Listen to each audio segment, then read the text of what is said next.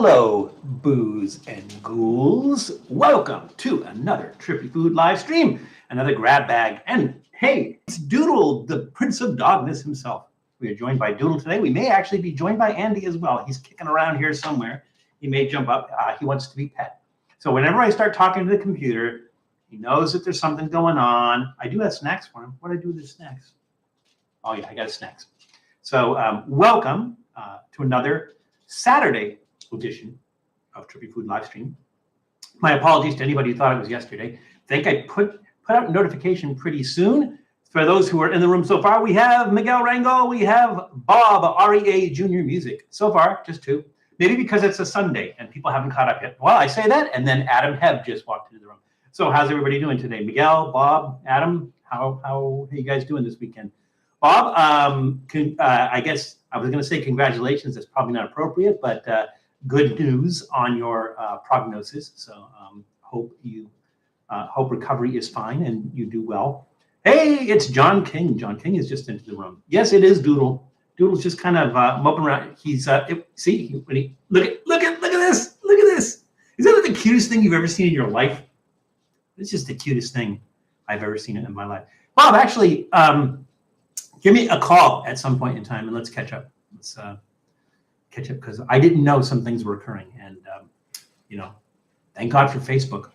So today, again, we are doing a grab bag live stream, and there's a couple of things in there that probably could go into a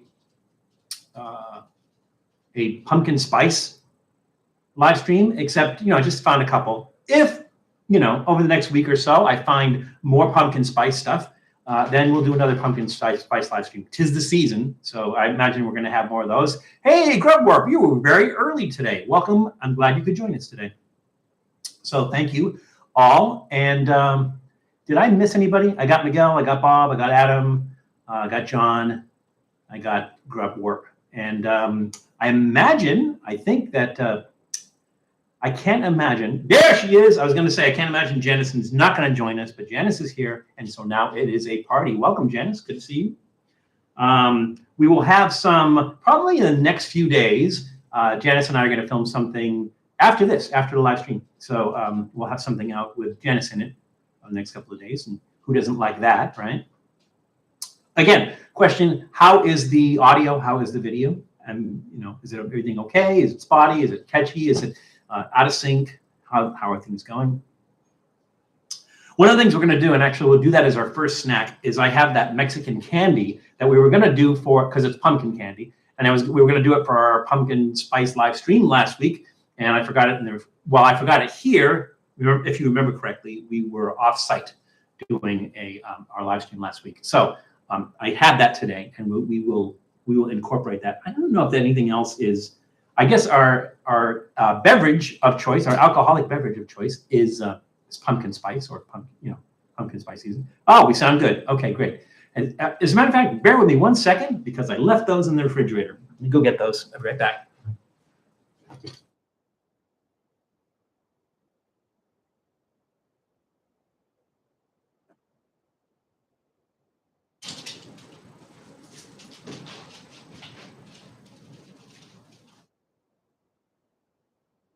I should have some kind of music, or hold music or something. This is what I'm going to do. I'll figure out some way to do hold music. Isn't he adorable? He's just so adorable. He's kind of needy right now. That's okay. Do you want a snack, Doodle? You want a snack? You haven't eaten your food. You have to eat your food. But I will give you a snack just because at least you'll have some food. Yeah. Hey, Jared Tierno has just entered the room. I'm going to give you the little one, Doodle. There you go. You want that? And off he goes. No loyalty whatsoever. All right. And yeah, Andy wants one too. There you go, Andy. Why not? They're buddies. They hang out all day together. Andy, I think we've had him on one of the live streams before. So he's my brother-in-law's dog, and he is a wiener dog, a big wiener dog. You try to pick him up, and it's like you got to lift with the legs, not with the back. I'm going to guess he's about 40 pounds, at least 40 pounds. He's a big dachshund. So glad everyone could make it. Let's see, how many people does it say we have? 7? It's not bad. let's see, we got 1, 2, 3, 4, 5, 6 snacks, adult beverage, and a soft, I'm gonna call it a soft drink. It remains to be seen exactly what it is. It's called an energy, they're calling it an energy drink. I don't know what flavor it is. I don't know, I don't know what exactly it is, but we'll get to that when we get to that. We do have, again, our adult beverage of choice, which is, I like to think that's Uinta. I don't know how that's actually pronounced, but it's like Uinta. Hey, you into this? Pumpkin ale, and it has pumpkin and pumpkin spice in it. So that's going to be fun. So I'll leave that up here since we're going to start with that. And again, it's kind of a, actually I bought that first for a pumpkin spice live stream, and we just never got around to it. So it was in the refrigerator, and I thought, let's just do it. So we're going to do that today. So did I get everybody? I got Miguel, I got Adam, I got Janice, I got Jared, I got Bob, I got Grub Warp, I got Adam. I guess that's it, right? Yeah. So we'll wait for a few more people to come into the room before we get started. We have some time. Usually we could do, 6 snacks, 2 beverages in an hour and 45 minutes. So I think we're good. I think we're in good shape. We will have repeat visit from Doodle, I'm sure. He will show up again. So actually a very nice Saturday, a very nice Sunday here. It's about 75 degrees, and that's as hot as it's going to get today, which is fine by me. 2 thumbs up on 75 degrees. So finally, it feels like fall in Southern California. Well, it feels like fall in Southern California. It doesn't feel like fall in New England. Bob, what is the temperature like in New England right now? What is the temperature like there? You guys getting rain? I think the rain started in Pacific Northwest already from the people I talked to. Tom is here, old guy in Colorado. Now it's a party. And yeah, again, my apologies. I did not have time this week to put together some questions. So we're going to be trivia-less today, unless Mean Metal Mike visits us, and he always throws out trivia questions. And so, if you guys want to throw them out, I don't mind if you don't do that. Sorry you're late. Hey, Tom, you didn't miss anything. We haven't started yet, so you're in good shape. Pretty nice, low 70s and sunny, like it is here. So it's kind of like being there. But it is 1, 2, 3, 4 o'clock. It's about 4 o'clock on the East Coast. So, and I think because you're farther north, it's going to start getting dark earlier. What time does it get dark there, Bob? I miss New England. I miss, especially the fall is my favorite time of year in New England. I love the fall in New England. For anybody who doesn't know what that's like, we did do a leaf peeper episode. I think I'm going to say that was last year. We did a leaf peeper episode where we took a drive up into New Hampshire, and you kind of get the idea of why fall is such a wonderful time of year. I think we also went to Salem for our Halloween episode last year. Went to Salem, Massachusetts, and that kind of gives you an idea what fall's like as well. So it's 96 down here. My God, I do not miss the night. I don't know if the 90s are supposed to be coming back. Let's check it out. I don't like the 90s as a temperature, and it wasn't that great a decade either. Let's see what this week looks like. Right now, it is 78, so it's gone up a little bit, and I think that's supposed to be as hot as it gets. 78, yeah. Tomorrow, 79, 81, 79, 85, 88, 88. Oh, and then it goes back into 90 next week. Oh, man. I don't know. Everybody makes a big deal out of living in Southern California. I'm not crazy about it for that reason. Anyways, here's a trivia question. What is the smallest county in the world, and what is its smallest county? Oh, country. The smallest country in the world is the Vatican. And I don't know what the population is, but the Vatican, I believe, is the smallest country in the world. It's not the Vatican. It's Monaco, but I think it's the Vatican. Because I think most people don't realize that the Vatican is a separate country. It's in the middle of Rome, I think. Which is in Italy, but it's a separate country, and I don't know what the population is. Tom, is that correct? I don't know why I put okay. It's okay. 70 is nice. The aspen trees are starting to change color. That must be beautiful. That must be absolutely beautiful. Val, guess what I'm drinking? You are drinking I'm going to say you're drinking a Coors Banquet, John. That's my guess. Vatican. That's Miguel is guessing. So you guys throw out the guesses as well. Hey, Jessica Stanton has just entered the room. Welcome, Jessica. Good to see you again. Yes, its population is 800 people. Yeah, it can't be a lot because it's it's just the church and the people who work in it. So that's it. All right, everybody's saying they're. Oh, Andy, yes, that's right. This is Andy. Andy, say hello. Say something like hello. No? Or you can just stare at me. That's fine too. And Doodle. We have Andy and Doodle. We have Dandy. Or, well, I don't know if it works the other way around. And Doodle? Here he is. They're both good boys. Except Andy whines a lot, but he's a good boy. So Andy and Doodle joining us today. Maybe they know I have snacks. That's probably what it is. All right, we're at 111. Let's see, we got 11 people in the room. You want to get started? We'll get started. Sure, let's get started. I'm drinking a Fat Tire. It's an amber ale. I think I've had Fat Tire before. It's been a while. I don't really remember. I'm drinking a banana bread. Oh, that's right, John, because you bought a case of the banana bread beer, didn't you? That is so good. Look at this. Look at this. Look at it. Look at it. Is that like terminal cuteness right there? Look at that. It's like an ad for this beer. Look at this. Look at this dog. Seriously. We're gonna have too much cuteness today. I'm sorry. I just have to apologize for that up front. Too much cuteness today. Too much cuteness today. Doodle, you gonna wave? Gonna wave? Doodle, wave. Wave at your adoring public. They're over there. They're over there, Doodle. Wave at them. Wave. No? Not so much? All right. Little meerkat. I'm sipping on some natural light. Oh, sounds like everybody's kicking back with a beverage today. Apparently, the Vatican is only 0.17 miles big. That's smaller than most cities, I think. Doodle's ears away. Were they waving? I didn't notice that. I don't know. You're just such a cute dog. I mean, no, nothing personal, Andy. I didn't mean that you weren't. All right, let's get started. So we're going to start with our adult beverage, which today is Uinta. I think that's how it's pronounced, Uinta. It's from Utah. Uinta Brewing Company's pumpkin ale. Let's see, what is the ABV on this? 5%. So not too crazy, about standard, about average. I'm sipping on a Diet Coke with Pringles. Which Pringles, Jessica? I've been downing straight water all day. Good for you, Tom. Keep hydrated or hydrogenated, either one. I have some water here somewhere. Oh, yeah, I got my water just in case. But I will be drinking 2 other beverages as well. All right. So Uinta or Uinta, I don't know how it's pronounced. Uinta, I believe. Uinta Brewing Company was founded in Salt Lake City by Will Hamill in 1993.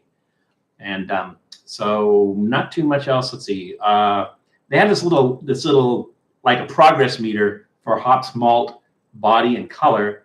That means nothing to me. Let's see. Ingredients. They don't list ingredients. They do not list ingredients. Brewed with wind and solar power. That's it. But they don't mention the ingredients. It looks to me, if I'm not mistaken, and I know that I'm not, it looks to me like they reuse this can. So this is a label. You can see there's something else underneath that. So they just slapped a label on another can. That's pretty funny. At some point in time, it might be worth trying to take that label off to try to figure out what it is. So anyway, we're going to go ahead and get started with this. Cheddar cheese Pringles. It's been so long since I had just the plain Pringles because every time a new one comes out, I got to try it. They're mostly disappointing as far as flavor goes. There's been a few, I think, that have been pretty good. Well, that's definitely a pumpkin color. So again, supposedly it is brewed with pumpkin and pumpkin spice. I have homemade enchiladas in the oven right now. That sounds good. I haven't had enchiladas in a while. I need to make those soon. Night again today. Oh, okay. Nice smell. Where's Doodle? Oh, okay. They're just chilling.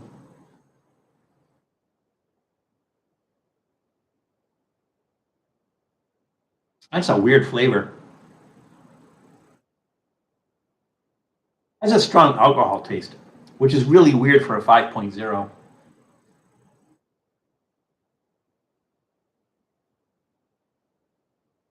It has some pumpkin taste, not a particularly strong pumpkin taste. Spice is there. It's not heavy-handed. It is kind of light. This is somewhat sweet. But again, the alcohol is kind of strong on this one. It's kind of weird. I mean, the alcohol, the alcohol flavor of the alcohol sensation is a little bit strong in this, which again, it's a 5.0. I'm surprised at that, but.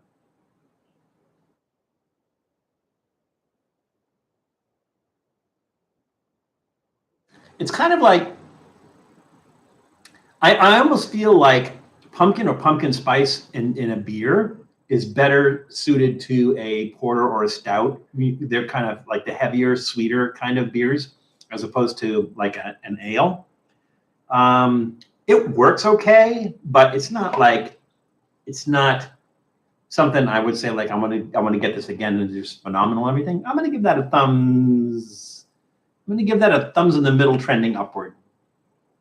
Again, it's okay. It seems like the alcohol flavor is stronger than the pumpkin spice or the pumpkin. In the middle, trending upward. That's where we're going with that. But it's not bad. I can't believe I can actually watch Dallas play today. Why could you not watch it before, John? Okay, everybody's trying. Tom, I will try out nothing tomorrow. I might again today. Also, John King. I missed it because we had some family things yesterday, and so I was not able to do a live stream. So I missed Tom's live stream. So Tom, what did you do yesterday? I will catch up. I will check it out later. Although we're doing some other filming there. Here's a food trivia question. What do the letter in M&M stands for? Well, one stands for Mars, and the other stands for, I think they both stand for Mars. Mars and Mars. I think it was like father and son duo. I think they both stand for Mars, but I'm not sure. I know one of them stands for Mars. They might both stand for Mars. Do we still do the cards by any chance? Jessica, we still do the cards, but I ran out. I mean, I could kind of go through them again, but you guys, we've already done those, and I didn't really have a chance to prepare any trivia questions. So I promise you that next week I will come up with some trivia questions, and we will pretend to read them off the cards like we used to do. So then that is before I go out and get another set of cards. So again, the beer, Uinta Brewing Company's Pumpkin Ale, thumbs that way. There we go. All right, so we're going to start into our first snack, and I'm going to do the snack that we missed last week because we were not home, and I didn't bring it with me. So we are doing, wrong, one stands for Mars. I knew that, and the one stands for Muri. Okay, that's what it was. My cable was messing up last weekend and messed the game. You're going to watch the same game, John? What time? You're talking about Dallas Cowboys, I imagine? I don't know if there's other Dallas teams. There's a Doodle. Oh, he's up. He was just kind of chilling back there, but he'll raise his cute little head every once in a while. And then Andy, Andy's gone. And then Doodle, I think, is going to follow him. Yeah, he'll be back and forth.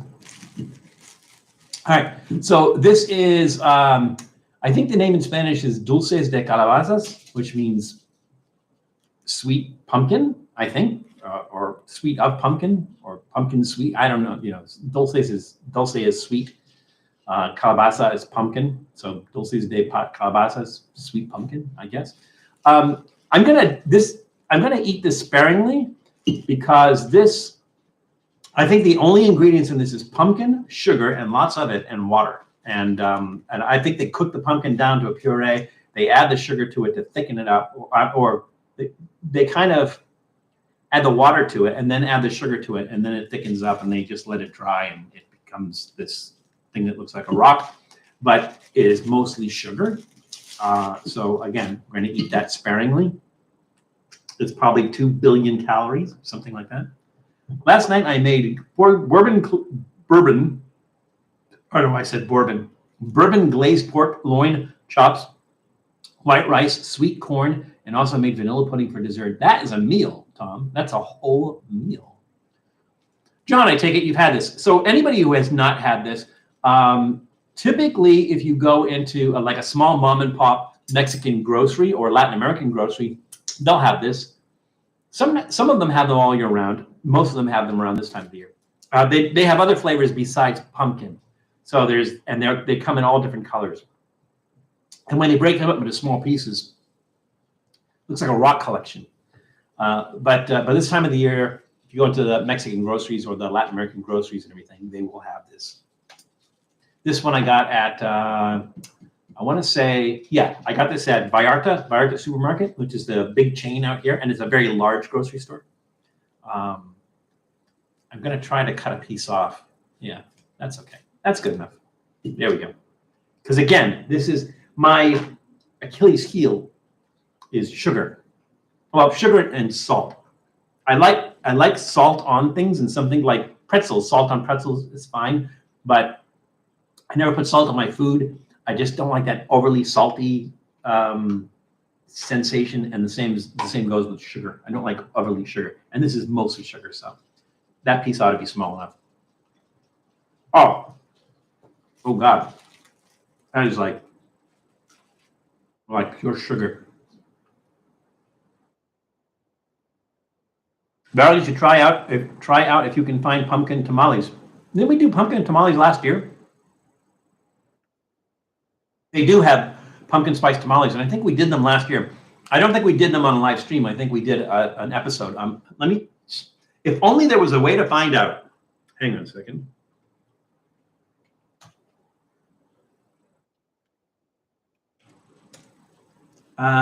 Yes, we did. And we got those at Vallarta Supermarket, by the way. That was December 6th, 2021. So go back and look. On December 26th, 2021, we did an episode on pumpkin spice tamales. So, and it looks like we did that in December. So my guess is they came out in December for some reason. Well, because tamales are a big thing on Christmas Eve.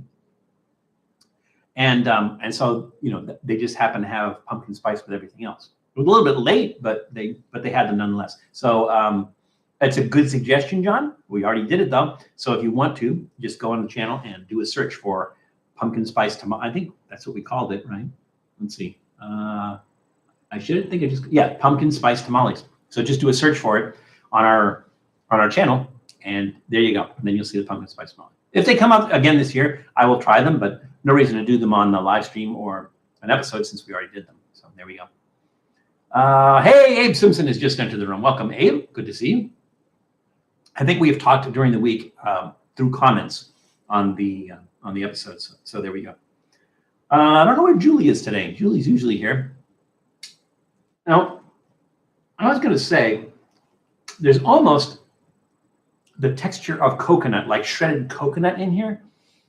I don't think there's coconut in here. I seriously only think that the ingredients are pumpkin and water and sugar, but maybe they shredded the pumpkin and that's what it is. I'm getting like an uncooked down shred of pumpkin, but it has the same texture as shredded coconut. So I don't know if I rated this or not. I'm gonna give that a thumbs up. So nice flavor, does have the pumpkin flavor. It's sweet. It's a candy. I'm not a big fan of candy. I'm not a big fan of sweet stuff, but I'm gonna give it a thumbs. I'm gonna give it I'm gonna be open-minded about it and not use my bias against it just because it's sweet, and say that it has good flavor. If you like sugary stuff, you will love this. As thumbs up. So there we go. All right, everybody's doing their niceties. All right, let's move on to we did our adult beverage. We did one snack. Let's move on to our next snack. And these are, the company is called Crazy Go Nuts. Crazy Go Nuts. It sounds like they're trying to rhyme something. Crazy Go Nuts, the delicious superfood snack. Well, we shall see. All natural walnuts. So they're maple flavored walnuts. Now, I will tell you that I don't know if it's a big flavor elsewhere, like around the country, but I know that in Boston, the Boston area when I was growing up, that was one of the kind of exotic flavors of ice cream was maple walnut. So I don't know if that is, what are the rest of you, what is your experience with maple walnut ice cream? Have you experienced it much in other places, or is it just something that's particular to New England? because like I said, I remember in the Boston area, maple walnut ice cream was like that kind of like, ooh, it's fancy, it's maple walnut ice cream. But I don't know if, if it's something that's available in other places or not. So this is non-GMO. It is vegan. It is gluten-free. It does have tree nuts in it, though, I hope. Don't tell them we said this, but walnuts are kind of pain in the butt. On extremely rare occasions, a shell or membrane might make its way into your walnuts. Yeah, I figured as much. So if you hear that crunching sound, that's exactly what it is. Ingredients: walnuts, maple syrup, cane sugar. Why do I need maple syrup and cane sugar? That doesn't make any sense. Doesn't make any sense at all. It seems like if you're just going to use maple syrup, that's all you need. Why would you need cane sugar? Does not make any sense. Anyways, so this is vegan. It was founded by Courtney Canini, I think. Canini, I think it is, and David Wolf in 2003 in Fresno, California. So I think that they're still in Fresno. They're still in Fresno. Let's go ahead and give these a shot. I don't think I've ever seen maple walnut ice cream. Okay, probably not here. What about the rest of you folks? You fine folks out there. Anybody else? Bob, I know you've seen maple walnut ice cream. Am I saying walnut? Walnut. What's up with my diction today? Hey, Joshua Maxwell has just entered the room. Welcome, Joshua. Have you ever tried pumpkin muffins at Dunkin' Donuts? They're my favorite. I have not. There's a Dunkin' Donuts not too far from here, which is unusual because in Southern California, prior to, I think it was 2014 maybe, there was none. There were none whatsoever. And I think the first one opened up in, the first one opened up in Santa Monica, California. I went to that one. I think I might have done a blog article. I don't know that I did a episode on that. Some people ask me, why would you stand in line for 3 hours for crappy donuts and crappy coffee? And I said, I didn't stand in line for 3 hours for the crappy coffee and the crappy donuts. I know they're crappy coffee and crappy donuts. I stood in line because it was the first, for historic reasons, because it was the first Dunkin' Donuts in Southern California. So actually, technically, it wasn't the first. The first one was at Camp Pendleton on an Army base. You had to get you had to show your driver's license and stuff to get on the Army base if you wanted to try the Dunkin' Donuts. We did do that. It wasn't that good. But we did go to the first one in Southern California, and now they're all over the place. They're everywhere here. Not like in the Boston area where they're on every corner. And so when people give directions, they say, all right, so you're going to turn left to the Dunkin' Donuts, and people go, what Dunkin' Donuts? There's one on every corner. Well, which Dunkin' Donuts am I supposed to turn at? And sometimes not only, there's more than one on every corner. There's one on the corner, and there's one across the street from it on the corner. So it's that's where they're from. We did an episode at the first Dunkin' Donuts, the original Dunkin' Donuts. Did that already air? Let me see. If not, I can let you know when it's going to air. Dunkin' Donuts. Let's see. We have to go. We're way back there. Yes, the first Dunkin' Donuts in Quincy, Massachusetts, and that airs on February 2nd. Yes, February 2nd, because we have episodes that far ahead. If it's something like Dunkin', I mean, anything that's going to be limited time only, limited availability and everything, we'll get that out right away. Anything that's brand new, even if it's going to be around a while, we'll get that out right away. If we're doing a collaboration with somebody, that's fun. We want to get that out right away. But anything else like the first Dunkin' Donuts in Quincy, Massachusetts, going to be there for a while, I think. So that will air in February. February 2nd, the first Dunkin' Donuts in Quincy, Massachusetts. So you guys get to see the first Dunkin' Donuts in Quincy, Massachusetts. There you go. Let's see. Did I miss anything? There was one in Barstow that opened up before the one in Santa Monica. Of course, that is halfway to Las Vegas. It is. Is that really considered? Well, it is. It is Southern California. It's, if you take California, you look at the north of it and you look at the south of it, Barstow is in the south, Southern California. But it's like, here's LA and here's Barstow all the way over here. So, yeah. I don't know if it's halfway to Las Vegas. I think Baker is halfway to Las Vegas. It's on the way to Vegas, though. Making mascarpone in preparation of cannoli in a day or so. Oh, nice. I remember, so for those who don't know, Tom did an episode where he had never had cannoli before, and he decided he was going to make it. And he made it, and it looked legit to me. I don't know the taste because Tom ate it. I did not, but it looked legit to me. So I'm sure that's going to be delicious, Tom. I'll be in and out for a few minutes. No, In-N-Out's down here, Tom. I don't think there's there might be an In-N-Out in Denver. I'm not sure. I don't know how far they go. So for those who don't know what I'm talking about, there is a burger chain that started here in Southern California. It started in, I want to say in, where was that? Out by like Duarte. What is that? I'm trying to think of the name of the place. I know Janice is going to pipe up with it right now. But that's where they started out, and then they kind of spread out from there. So originally they were only, I think, mostly California, and then you just had a sprinkling of them here and there. I think there's 2 in Oregon. There's 1 in Medford. There's 1 in Salem or near Salem, and then I think they're supposedly opening up 1 in the Portland area in Hillsboro, if I'm not mistaken. They're also talking about opening 1 in Beaverton. I don't know what's going on with that. I think there's 1 in Texas. I don't think there's any on the East Coast at all. But for those of you who aren't familiar with In-N-Out, it's a chain out here, and people go nuts about it. They think it's the best burger ever, but it's mostly it's a comfort food for people because they grew up eating it, right? So they think that it's like the best burger ever. They really haven't had a lot of burgers or anything, but it's a comfort. I get it. It's a comfort food for them.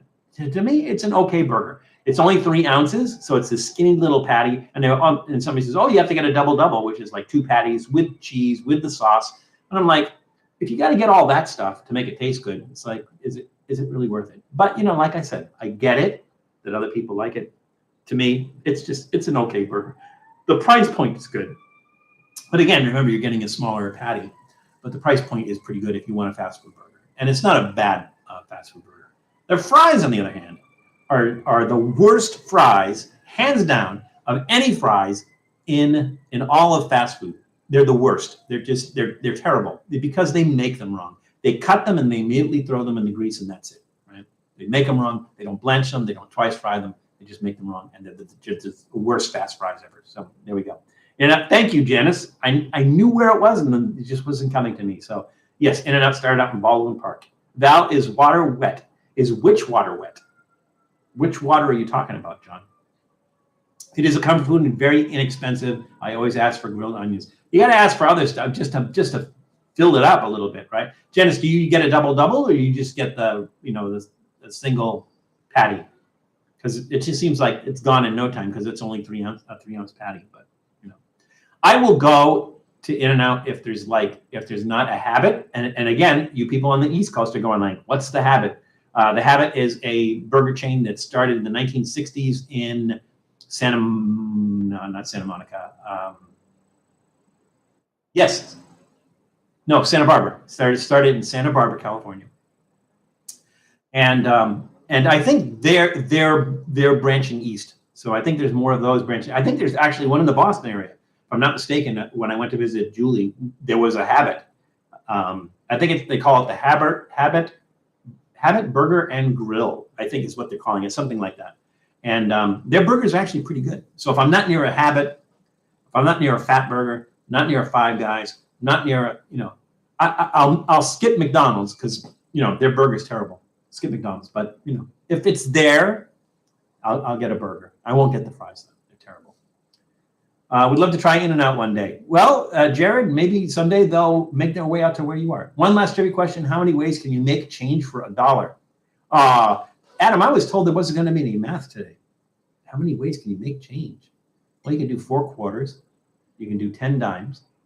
You can do 20 nickels. You can do 100 pennies.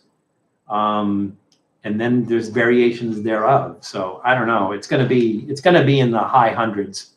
Probably close to 1,000, maybe.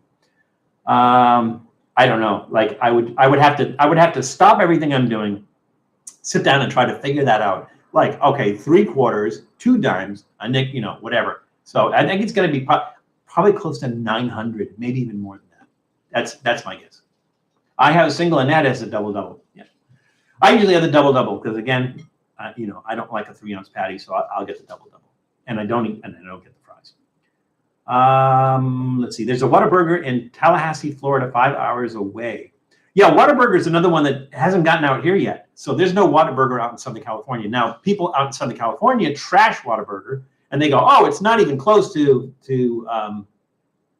it's not even close to In-N-Out." No, it's not.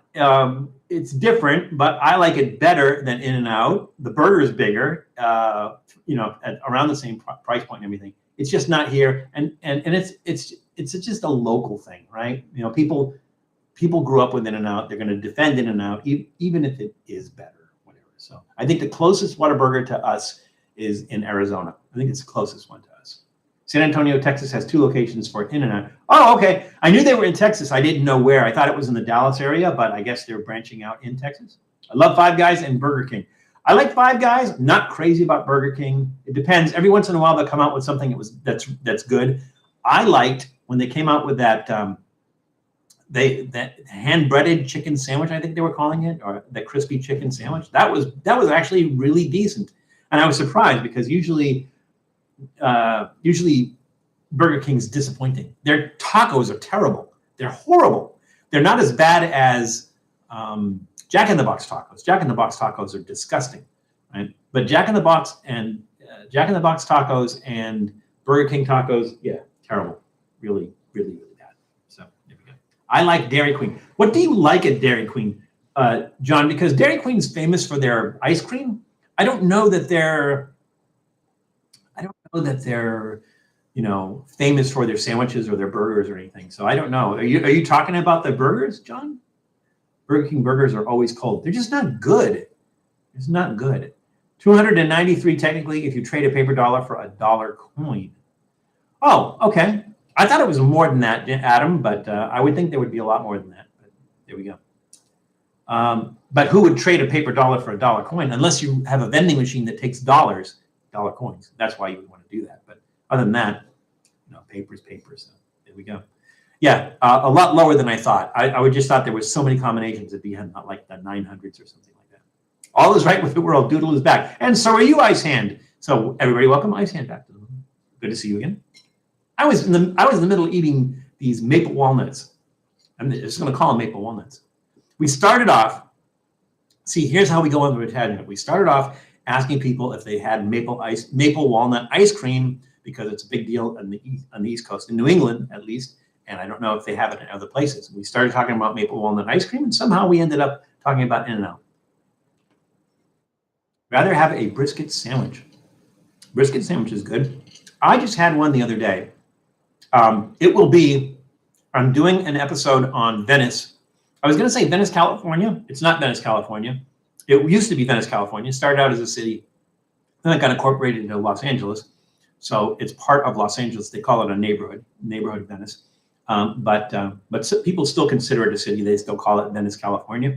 It is actually technically LA. I did an episode on that.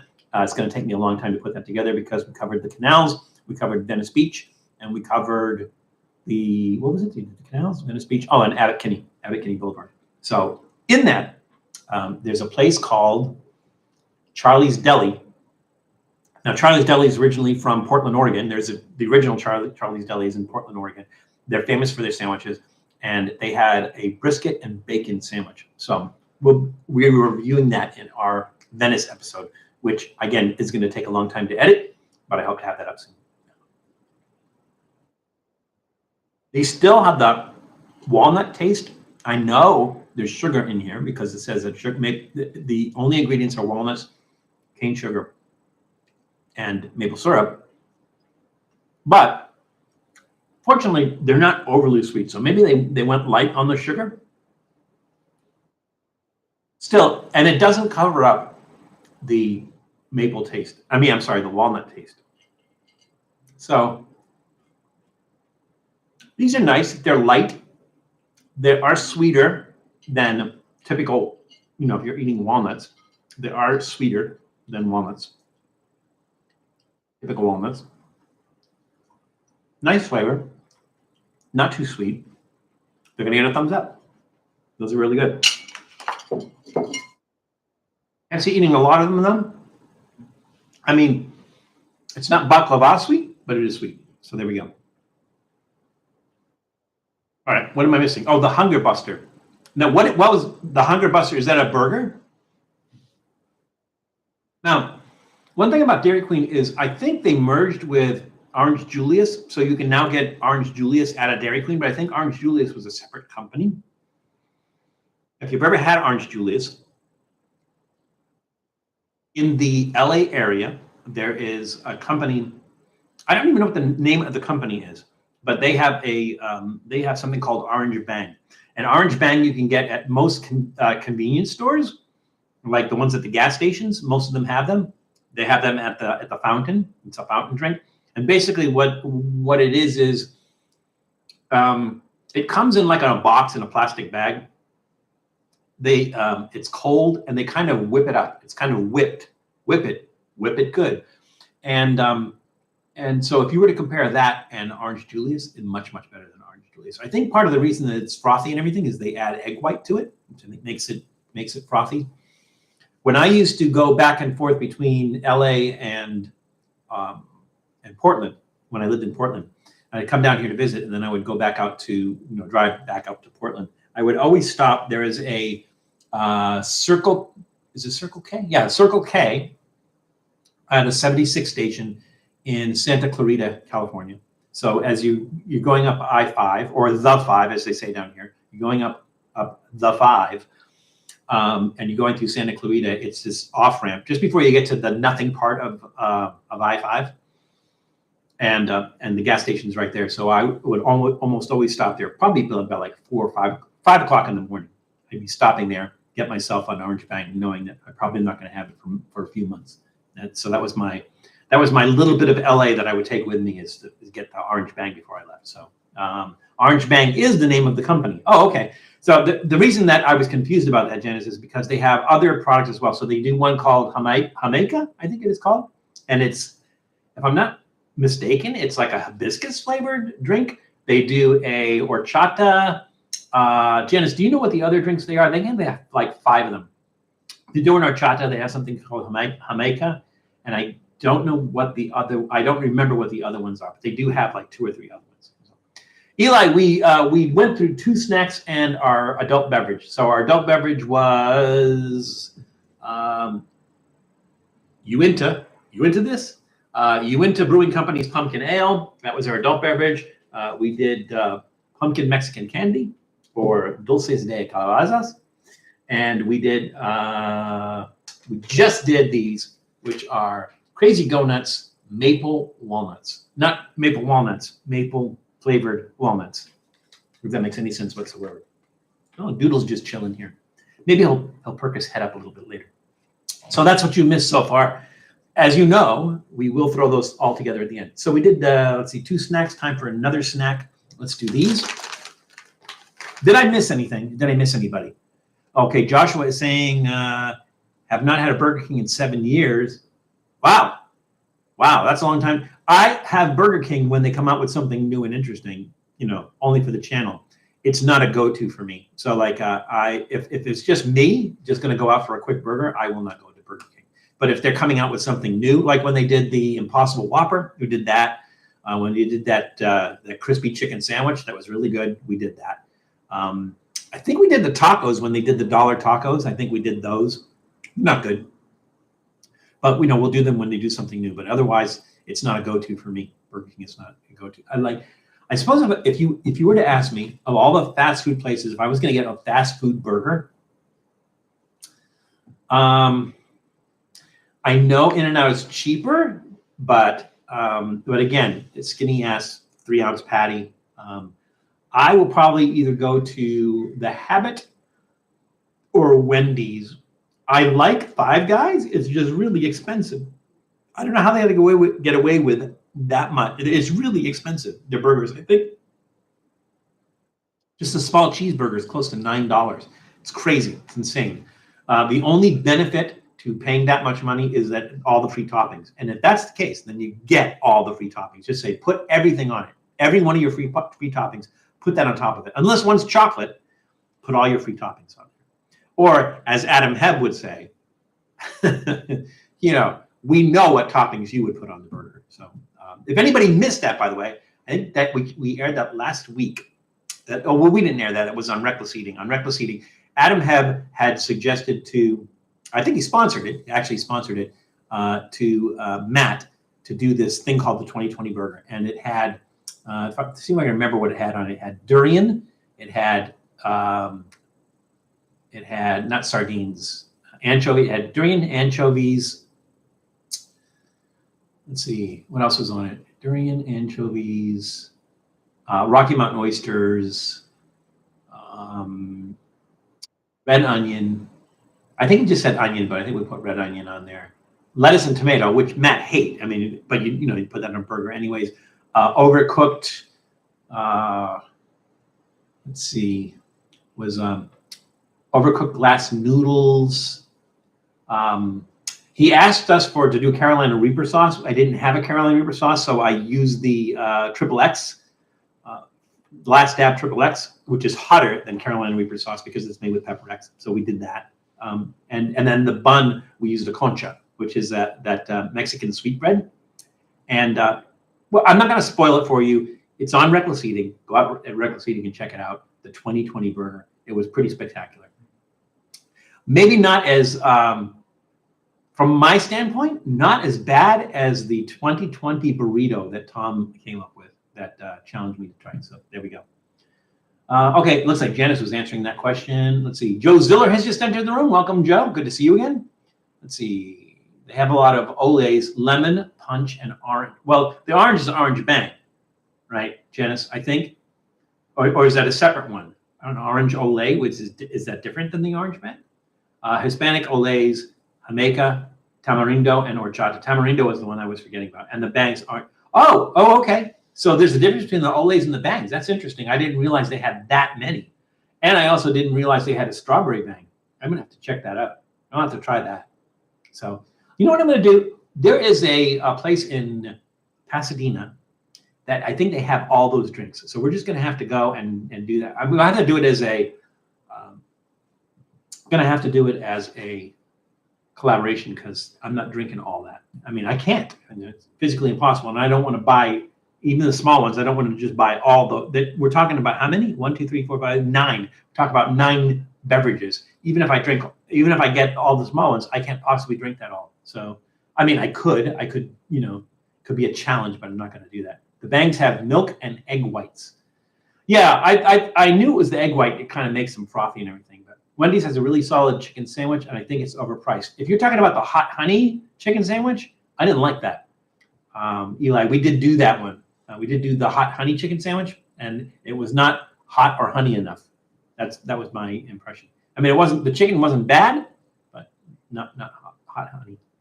You're a madman for finishing that for lunch. I think we're talking about somebody else, right? I'm a madman for finishing what for? Oh, Adam was talking about the 2020 burger because on the video, I told Matt, I'm going to finish this for lunch. Because I said, it's not really that bad.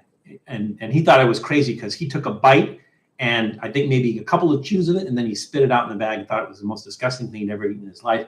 And I, seriously did eat the rest of it for lunch. So there we go. Let's see. I think we're caught up. We are caught up. All right. So our next item is Trader Joe's. You guys know Trader Joe's. I'm not going to give any history back there because it's the same history that it always is every time we do it. That Joe Columb started, I think that's how you say it, started in 1967, opened the first Trader Joe's in Pasadena, California on Arroyo Parkway, I believe, and it's still there. It's a smaller one. And now they're all over the country, Trader Joe's. So these are oven-baked cheese bites. And I think Matt's a big fan of cheese bites, so he might like these. But these are actually imported from Italy, which is interesting. The thing about Trader Joe's is they don't so much do a lot of other products, like not Trader Joe's branded products. They don't do a lot of other products, but they do import a lot of stuff and package it and sell it. They do have some other brands, but not popular brands that you would find in any Kroger store or anything like that. But these are oven-baked cheese bites with tomato and chili. They're gluten-free. I doubt they're vegan. Let's see. No, they got cheese in it. They're not vegan. Semi-aged cheesed tomato powder, contains 2% or less of natural flavor, onion powder, garlic powder, spices, chili powder, garlic, citric acid. They put citric acid in everything. Why? Why do they put citric acid in everything? Somebody needs to answer that question. Why do they put citric acid in absolutely everything? I'm going to check. Let's see. Well, they don't put them in these. But for some reason, everything has citric acid in it. Why? Why does it have citric acid? Val, have you tried Jarritos sodas? We did. We've done them on the channel before. I think live stream. I think the tamarind Jarritos is like the base one, the one that everybody is familiar with. And I think we've done the tamarind one. We might have done one or two other ones. I think Tom, you've done one or two of the Jarritos sodas, haven't you? And I think Janice, you might have done some Jarritos sodas as well. Citric acid gives that tang and makes a lot of flavors pop. Well, maybe tomato. They want it to taste like tangy tomato. Maybe that's what they're doing. He's had them on several live streams. I believe so. Yeah. Oh, I have. Yeah. But I think Tom did too. Maybe not on the live streams, but maybe he was doing reviews of them. Tom, are you still there? If you're still there. Unlike most commercial, this sounds like something you copied, but that's okay because it sounds like it's going to be informative. Unlike most commercial preservatives that actually kill bacteria, citric acid is a more natural means to extend a product's shelf life, as it simply lowers the pH to a point where the bacteria can thrive. Thank you, Adam. That sounds about right. I would have taken it back since the pretzel bun is the star of the burger.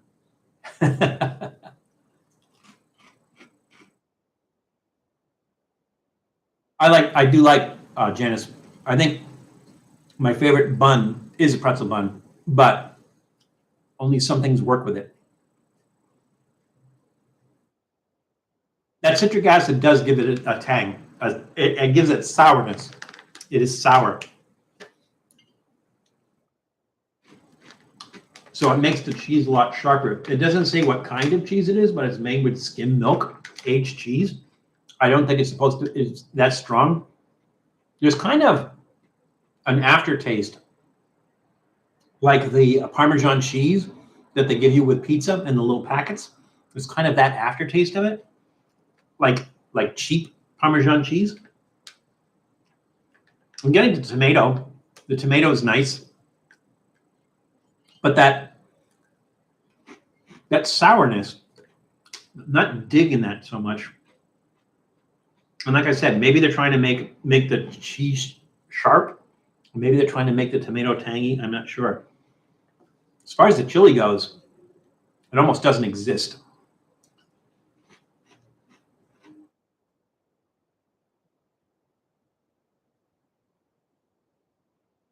Not spicy at all.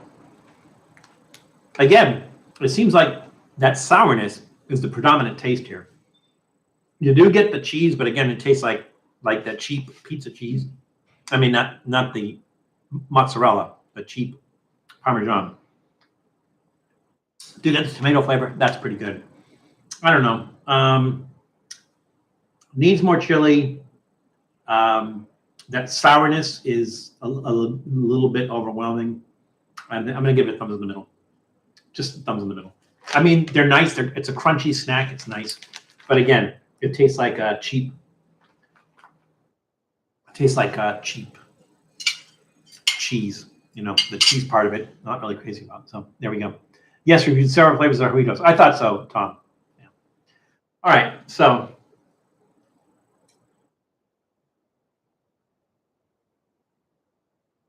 It doesn't really go well with that. And it still gets that really strong alcohol taste. I got more pumpkin spice though. Did get more pumpkin spice than that. So now it is time for our, what are we gonna call this? Soft drink? I don't know if this qualifies as a soft drink. No, obviously this is a gimmicky thing. They call it Toxic Rick. Somebody in marketing, needs to lose their job. Toxic Rick. How many people are gonna buy something that says toxic on it? Why would you even buy that? You know why I would buy it, but why would your average person go ahead and buy something called Toxic Rick? So it says Toxic Rick energy drink. So the question then is like, okay, what flavor it is? Well, there was Pickle Rick. Maybe it's pickle flavor. Maybe, maybe not. There's this kind of green, goopy Rick on the label. So this is from, let's see, this is from Boston America. Boston America is the company that makes this. I think they do other Rick and Morty themed products. This is Boston America. It was founded in 1996 by Matt Cavett in Woburn, Massachusetts. And the ingredients are carbonated water, high fructose corn syrup, citric acid. There's citric acid again. It's in everything. We're probably going to find out that along with DNA, the citric acid is one of the building blocks of life. All right, citric acid, sodium citrate, taurine. So it's not like the same stuff that's in Red Bull. Natural flavor. It doesn't say what natural flavor. Caffeine, sodium sorbate, potassium benzoate, ginseng root extract, guarana.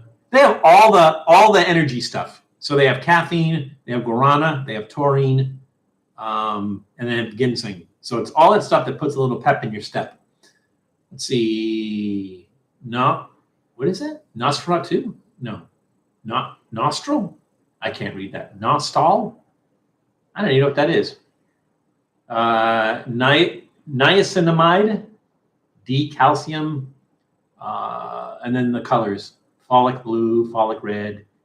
Not recommended for children, people sensitive to caffeine, pregnant women, or women who are nursing. Probably not good for anybody at this point, but we're going to try this. I guess maybe it's for gamers or something. It's something to wake you up. With all those stimulants in there, it's just something to wake you up. And maybe they're not focused on the flavors, but they are going to charge you more for it because they put Rick on the can. So there we go. Toxic Rick is better than Barfy Bob. I'll bet you. I have that Toxic Rick drink that I have to review still. Oh, okay. Well, maybe, Janice, you should turn the other way so we don't spoil it for you. We'll let everybody know when you do yours. I didn't like the tamarind. Well, the tamarind is like, tamarind gets used a lot in Mexican products. Like they do tamarind candy, which is basically that really sticky candy. And usually, I think they put sugar and chili on it, I think, as well. For Rick and Morty fans, the name is Toxic Rick. The name Toxic Rick is probably a selling point. You're probably right, Janice. Oh my God, I was not expecting that. I was not expecting that whatsoever. I thought it was going to be green, maybe, but that blue, that's Tiny Bowl blue.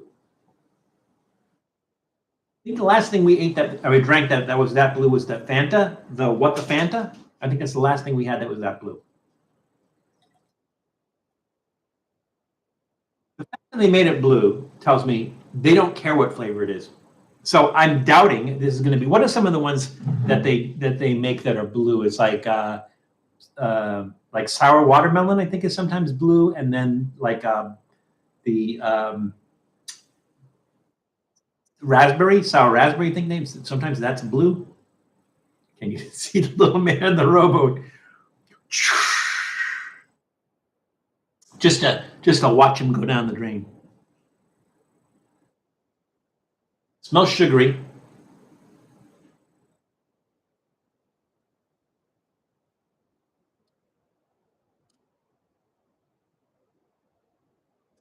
It has that Red Bull flavor, but I don't think Red Bull uses sugar or high fructose corn syrup in this particular case.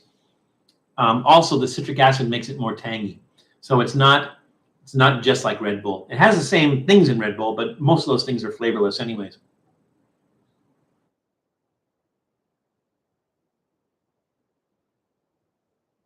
It tastes like a flavorless Jolly Rancher, if that makes any sense whatsoever. Like in other words, you eat a Jolly Rancher and you go like, I don't know what flavor this is.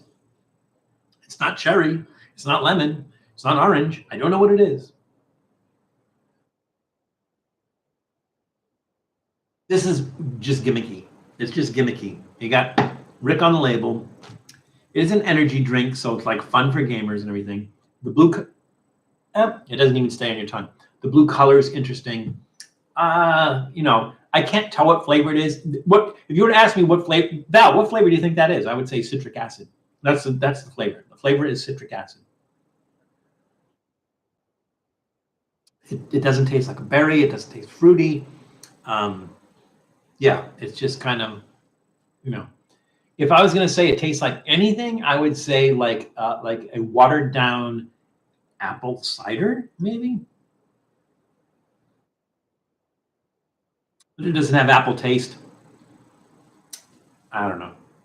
Hey, Scott, welcome back. So Scott has just entered the room in the middle or at the beginning of our second hour. So welcome, Scott. I hope you didn't miss too much. It's probably blue because the opposite of red. Blue bowl. Not to be confused with blue ball. So blue bowl, maybe. Maybe that is it, Janice. They don't want to be thought of like Red Bull, like say, oh, you're copying Red Bull or something like that. So maybe that's why they make it blue. To me, I'm gonna give it a thumbs in the middle. And the reason I'm gonna give it a thumbs in the middle and not a thumbs down is because they don't promise any flavor, right? They don't tell you it's gonna be sour or bitter or sweet. They don't tell you it's gonna taste like raspberry. They don't tell you it's gonna taste like watermelon. They don't tell you anything like that. They don't even list it in the list of ingredients. They just tell you it's an energy drink. They say it's toxic. Maybe they're going after the same crowd that does the toxic waste, the candy, the toxic waste candies, except that gives you a warning to just eat one. This doesn't. This isn't as sour as toxic waste, but maybe that's what they're going for as well. So I don't know. I mean, like, it's gimmicky, and that's why I'm going to give it a thumbs in the middle and not a thumbs down. Because if they were marketing this as something else, if it was not a gimmicky Rick drink, and that they were saying that it was berry or it was watermelon or something like that, that would get a solid thumbs down. But they're not making any promises and everything. They're just saying it's an energy drink. It's a toxic energy drink. Ha ha ha! That's fun. And it's blue. It's interesting. It's fun. So thumbs in the middle. I'm not going to give it a thumbs up because, at the end of the day, you're not going to buy another one because like that was really good. I need another one of these, and you're probably paying a lot more for it because toxic Rick. I got this at Cost Plus World Market. I don't know if they have it in other places. That's the only place I saw it. I did see that. Thought I'd pick it up. That was going to be our soft drink. So it is carbonated, slightly carbonated. I think it's carbonated. It's hard to tell. It feels like it's carbonated. Maybe not. Maybe it's not carbonated. It tastes like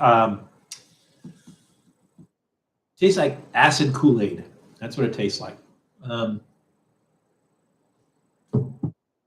It is what it is. There we go. Hey, Julie has just entered the room. Hey, Jules. Glad you could make it. Always good to see you.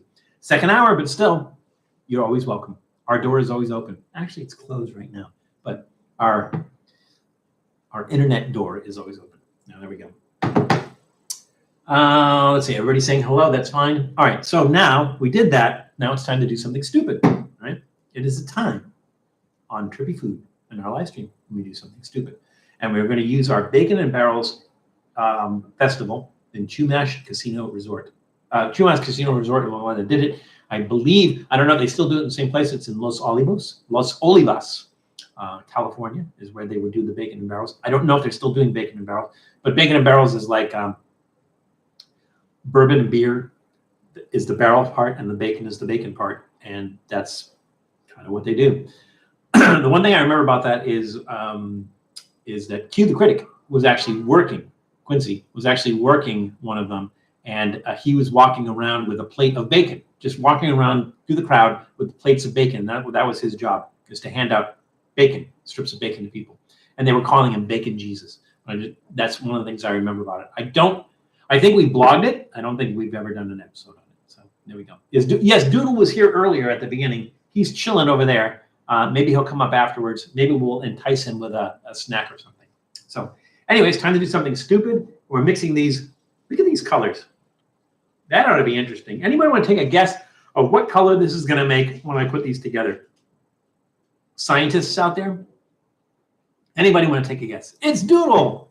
Doodle, where are you? Doodle, say hi. Say hi, Doodle. They were just asking about you. Scott was asking about you. Say hi to Scott. Say hi to Scott. No? You're going to put your little head down there where no one can see it?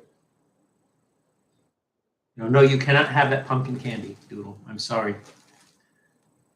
Did you come up here just for a snack? All right, so we got this blue and this orange. Do we have any guesses? Miguel says purple. Yeah, where is Andy? Oh, Andy's just chilling on the rug over there. So there we go. Doodle, you can't have that. I'm sorry. I don't know what, I don't know that there's anything bad in here. I know you can have milk. You might not like chili. It has garlic powder. You can't have that. Garlic is bad for dogs, and you're a dog. I don't mean that to be insulting. I'm just stating a fact that you're a dog. Say hi. He's over there. Say hi to Scott. Doodle, say hi to Scott. Wave to Scott. Say hi. No? All right. Doodle, everybody, the Prince of Dogness. Dark gray or black. I don't think it's going to be black, but it might be dark gray. I don't think I've ever heard a dog named Andy before. I don't know who he's named for. Andy. Not Andy Griffith, but Andy. Doodle, the Prince of Dogness. Those are, we're all caught up there. So let's do this. So there's guesses on purple, and there's guesses on black and dark gray. So let's see what it does. Green. I don't think I would have called that one. It's green. It's a dark green. Let's see. Can we hold light up to it? Let's do this. Let's do this.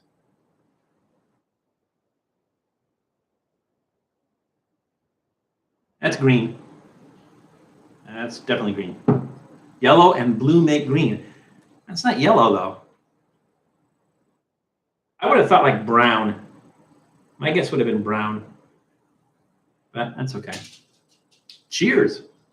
Looks like a forest green. It's not quite that dark. It's like a Kelly green. More like a Kelly green, John. Yellow and blue make green. Yeah. Yeah, but like I said, that's kind of a brownish orange, maybe. It's like if you're peeing this color, it's time to go to the hospital quickly. Bean, I love that.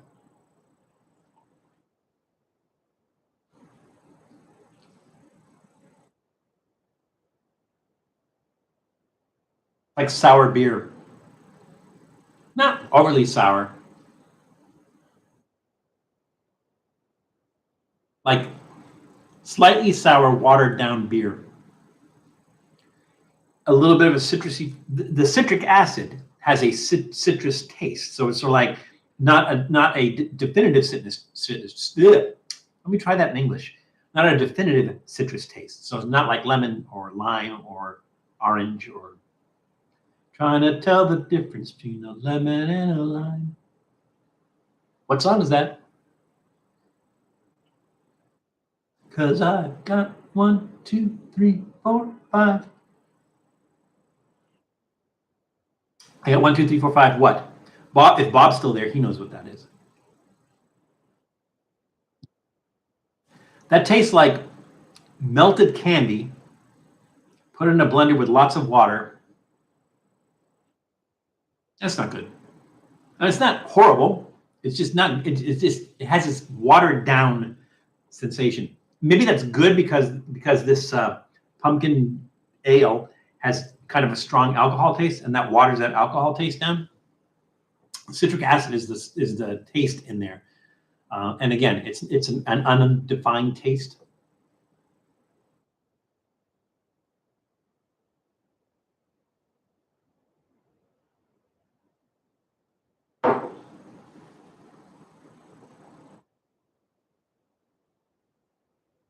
It's meh. It's just meh. It's I'm gonna say thumbs in the middle, trending downwards. It's not bad enough to suck, but it's not even remotely interesting enough to be good, or at least needs to be thumbs in the middle. So thumbs in the middle, trending downwards, unless you want to consider that thumbs down, trending upwards. That's where it's down here somewhere. So not horrible, not offensive, not much of anything else. Val, I wanted to ask, I'm doing training in Portland near the airport next week. Do you know any restaurants near the, so are you not going to have a car? because the thing is, Scott, and are you there for? Are you just in and out the same day? The reason I ask is there are some places near the, pretty close to the airport that are decent. So if you take the Max, which is the Blue Line train, I think they don't call it the Blue Line, but it's the blue. It is the Blue Line. The light rail. If you take the Max train, you can get it right at the airport. And I think it's the first stop outside of the airport where IKEA, and there's a bunch of other places there, which is just outside the airport. There's a bunch of decent places. They're mostly chains, but some interesting places there. But if you're on that same line, you could take that all the way downtown. So you can go from the airport all the way downtown. If you're going to be there like a day or two, then I would highly recommend that you take that and you go downtown and check some places out. So do me a favor, send me an email, val@trippyfood.com. Send me an email and I will make some recommendations for you. So there we go. And just remind me that you would ask me that question, and then I'll send you some recommendations. When are you going? Oh, you're there for the whole week, and you'll have a car. Oh, there you go. All right, cool. Are you going to have any time for yourself, like during the day? Like, are you staying over a weekend or something? Or are you going to have time during the day? Because there's some places just outside of Portland that are really cool. But I'll give you the whole shebang of things that you can check out. Like as far as like places to go, like Pittock Mansion, that's really cool. There's a bunch of cool stuff. You definitely have to check out Mill Ends Park, which is the world's smallest park. You definitely have to check that out. There's a bunch of places. Send me an email, Scott. Remind me that you asked me during the live stream, and I will give you a bunch of recommendations. And if you get to them, you get to them, and if you don't, you don't. So, let's see. What are we seeing? You shaved your eye. Who shaved their eyebrow? Somebody shaved their eyebrow? Did I? I don't know. I got two. You mean I shaved in the middle? I'm not sure. Eyebrow's eyebrow. So there we go. Having peach cake for dessert. I don't think I've ever had peach cake. It sounds good. Good for Canelo. GGG looked too old in the ring. I know you're talking about a fight because Claudia and DJ were watching that last night. I'm not into fights and everything, but I do know that they fought. And I think Triple G was the champion. We're talking about boxing. Triple G was the champion, and they fought before, and I think they declared it a draw. And so Canelo had a chip on his shoulder and was like, "No, I'm going to win this one," and he ended up winning that one. So he's kind of squeaked by, but he just landed more punches, I think, is what it was. So he technically won. He wanted to knock out Triple G in the first round. He didn't. It went the whole whatever you call the whole thing. Went the whole thing. But apparently Canelo was declared. I see Canelo when I think Canela, which I think is caramel, is like the Spanish word for caramel. So there you go. Everyone, please remember to hit the like button. Thank you, Janice. Okay, Scott. Yeah, do that, and I will send you recommendations. The whole shebang, same thing as the whole enchilada. Is the whole shebang. I know what the whole enchilada is like. So if I suppose you can get the half enchilada or the 3/4 enchilada or the 1/4 enchilada. So you want the whole enchilada, but I think the shebang, I don't know if you want the whole shebang. So I'm not sure if that's the same or not, Tom. All right, we got through 3 snacks, 2 beverages. That means it's time for another snack. How are we doing on time? We're doing great on time. We have 3 snacks left, and we have about 45 minutes left. So we are doing great. We might just have to find some other stuff to fill in that time. I don't mind if you don't. All right, so our next one is going to be 3 Amigos, not Chevy Chase and Martin Short and Steve Martin. This is 3 Amigos Elote Mexican street corn flavored snack mix. So let's see, what is in it? It looks like there is corn nuts or something like corn nuts in there, which is a good thing to have in an Elote Mexican street corn flavored snack mix. It looks like there's maybe a pretzel-y kind of thing, and I'm not sure what those other kind of things are. There's no MSG, no artificial colors, no artificial flavors. Let's see, what else are they saying? Classic street corn flavors, spicy, tangy, cheesy. There are more ingredients here than I'm going to possibly be able to read. So I'm guessing that there's lime in it. I'm guessing that there's chili in it. I'm guessing that there's salt in it. There's cheese in it. So I don't know. The last time I think we tried something that was supposed to be elote flavored, it kind of lacked a little bit. There were some things that it seemed like we're missing. So we'll see if this one really does the trick. It tastes like elote. You should add the Blue Diamond elote almonds to it. That's what it was that we did. The Blue Diamond elote almonds that did not taste like elote. But that would be good in here because this is a snack mix. That's an excellent idea, Janice. If I had them here, I would do that. But and maybe if I save these and then I get the elote almonds, I mix them together and see what. I bet it would be an improvement. But we'll see. I've not tried these yet, so we'll see. You have to give the word of the weekend. The word of the weekend is concubine. Concubine is the word of the weekend. So there we go, Joshua. Concubine. That's it. Val, did you finish that 2022 burger you made with Matt? Great video. Yes, Scott. We were just talking about it because Adam Head was the one that sponsored that video, and I did finish it. So I don't know that I have any video proof that I finished it. I told Matt that I was going to finish it for dinner because to me it wasn't that bad, but it was interesting enough that I wanted to experience that, and it was interesting enough, and it wasn't disgusting enough not to finish it. So so when Tom had me do the 2020, I think it was the 2020 burrito, that had stuff like lemon chunks in it, which really just kind of like threw your mouth for a loop, and really, I think it was a combination of the peas, the whipped peas, and the lemon chunks that just kind of threw it where you couldn't eat that whole thing. There's no way. But the 2022 burger was just not offensive enough. I mean, I know it had stinky tofu in it, and I know it had durian in it, but the smells of those were not really that bad. And I know they weren't bad because when Claudia came in, she didn't say, "Were you cooking durian?" And she didn't smell the stinky tofu. Because we did the stinky tofu in a fryer. When we were doing the stinky tofu, it stunk. It really did smell bad when we were frying that. But honestly, I'm not going to say it tasted good. I'm really not going to say that. But it tasted so interesting that I wanted to finish that, and I did. So as you saw in the video, Matt ended up eating our stunt burger, which is basically I made two just in case, and because I got like 3 or 4 of the conchas just in case we had to make a new bun and everything. So Matt just ate the burger by itself, and so this is really good. Yeah, of course it is. But yes, I did finish it, Scott. So thank you for asking.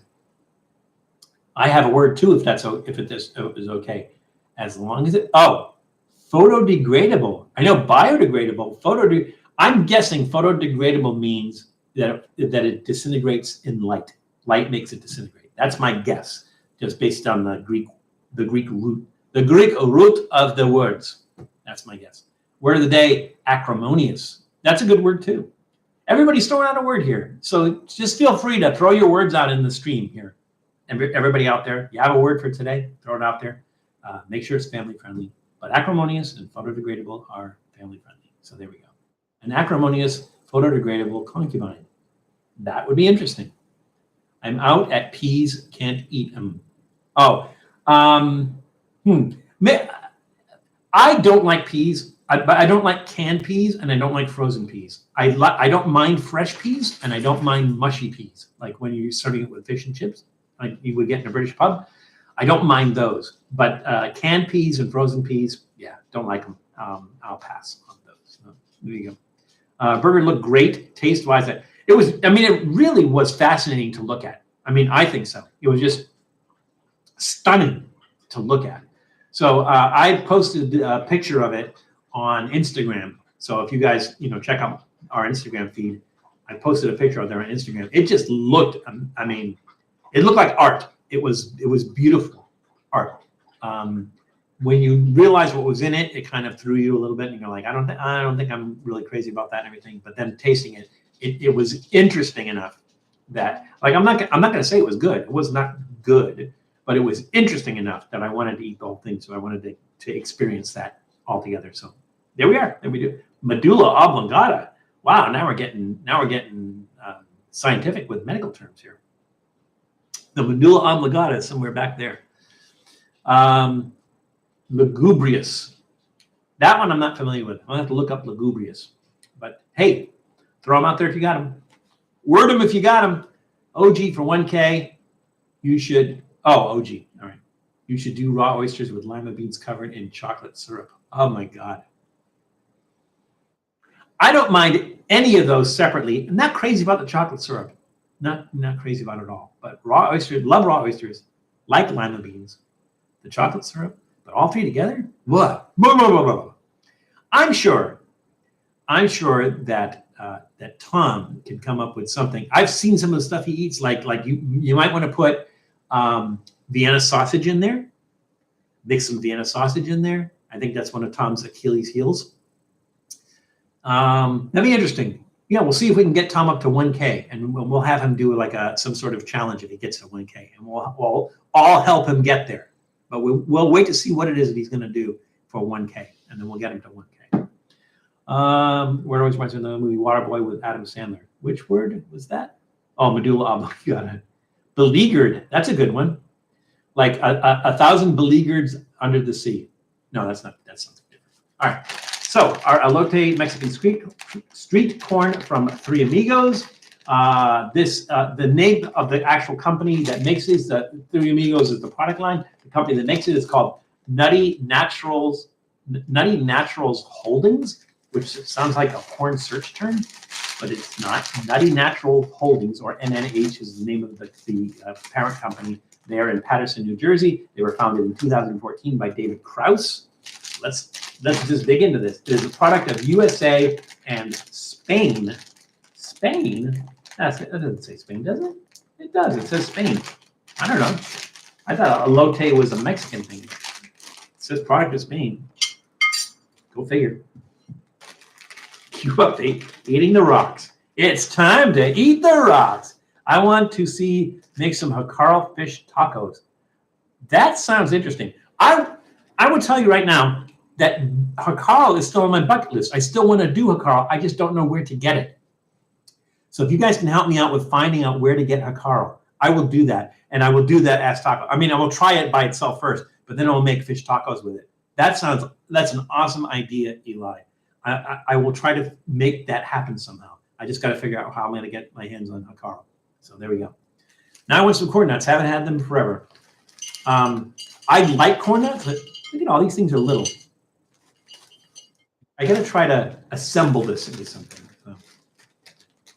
Raw oysters with chocolate syrup, Vienna sausage, topped with blue cheese sauce. How's that for 1,000? It's up to you, Tom. Whatever you think is gonna be like enjoyable for people to watch you try to swallow. I think that would be interesting. So we'll leave it up to you, Tom, to do sort of like I did with the hot stuff, right?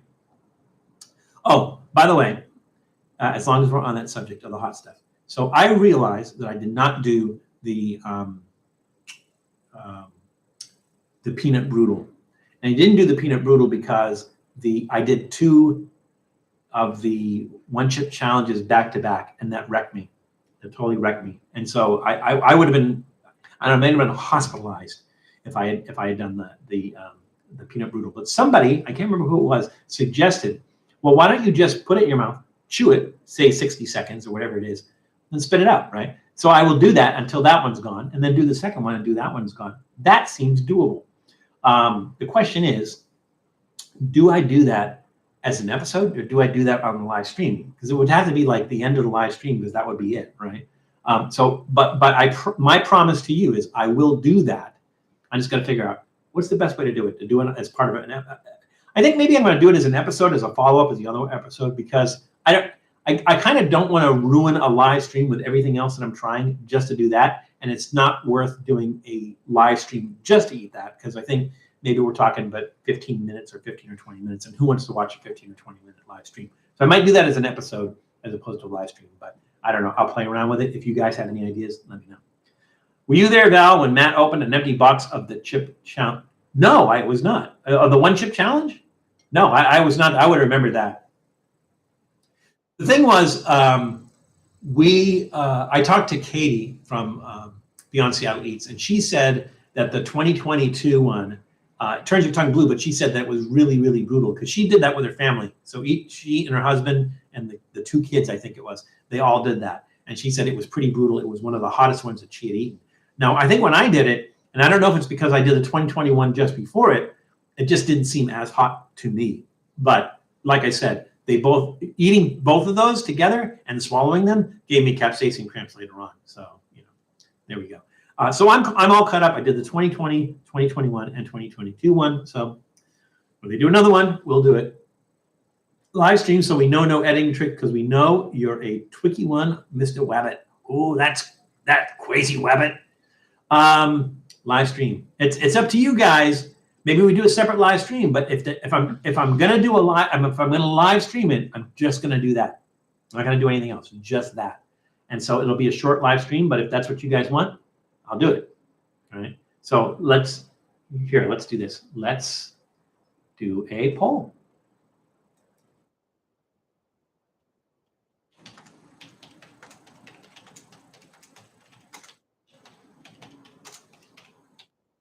I would talk, but I can't talk and type. I can't even talk and talk at the same time. Talk and type at the same time.